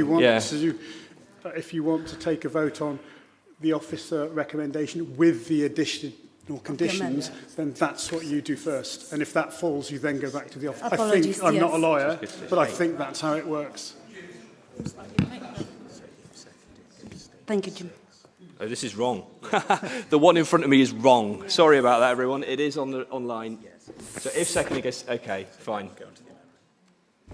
Okay, so we've gone on to the amendment. We've done the amendment. We've moved it and seconded it. We've then vote on the amendment. Okay, so we're going to do the amendment first. Sorry, Chair, it's the same. Sorry about this. So we're going to vote on the amendment first. So we've had a proposal and a seconder. Let's go with the order I've got on here. So Councillor Eddy, for, against, or abstain? For. Councillor Ralston? The amendment we're talking about, yes. For. Councillor Martin? For. Councillor Poultney? For. Councillor McAllister? For. Councillor Breyer, that's me, for. Councillor Dudd? For. Councillor Varney? For. And Councillor Durston? For. So the amendment's carried. So we then move to the motion, and I will scramble this again so we're in a different order. So we are now voting on the substantive motion, which is to approve in line with the officer's recommendation. So we have Councillor Durston. As amended. Councillor Durston. For. Councillor Dudd. For. Councillor Poultney. Against. Councillor Ralston. Against. Councillor Breyer. That's me. I'm going to vote against. Councillor Eddy. For. Councillor McAllister. 4. Councillor Martin. 4. And Councillor Varney. 4. So that does carry. So that application has been approved. 6 votes to 3. Thank you everyone who came to this planning committee meeting. I hope you have a good rest of your evening if you're leaving now. We will have a break for 10 minutes, and we'll come because we have had such a long discussion now. I think that's important. We'll come back at 9:10. I didn't think I'd ever say that.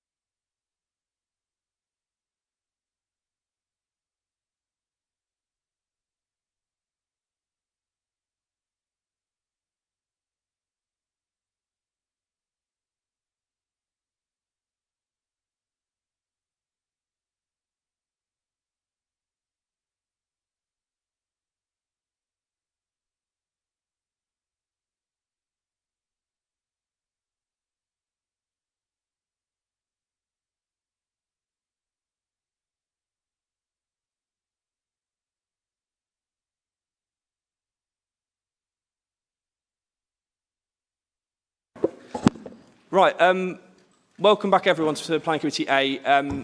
In view of the fact that we've had a 3-hour discussion about the last item, it's now past 9 o'clock at night and we have to be out of the building by 10 o'clock. And with respect for the residents who have, and members of the public who have come to this meeting for Brislington Meadows for that application, I just want to apologise to start with because you've had to wait around for 3 hours and then probably we're not going to hear the application. I think it is the most fitting thing to defer this application to the next Planning Committee A. Someone remind me of the date of that. 22nd of, which is the 22nd of April, which is, I know, another 6 weeks away. Councillor Varney, go on. Chair, I'm not sure if it needs to come back to A. It could go to B, the next available committee. Okay, sorry, really? yes. I'm perfectly happy with that, if that's the eventuality. No, guy saying no. Put your mic on if you're going to speak, please. So my understanding was once one's been assigned, it's been assigned. That's the end of it. No, well, it can be unassigned, can it? No, with respect, Chairman, that's not my understanding. And to be fair, actually, if it goes to B, it's more helpful to Councillor Hornchin, who referred it. Okay. I think let's not litigate this now. I think it will come back to a future planning committee, and that will be made clear. I apologise that you've come to a meeting where we've had an agenda item and we've not been able to hear it. But I think that is probably the right decision, given the time, given the importance of the application to many people, and to the officers obviously present as well, and the councillors. So, anyone got any objection to the deferral? No. Thank you. Okay, so thank you for that, Councillor Varney, that important contribution.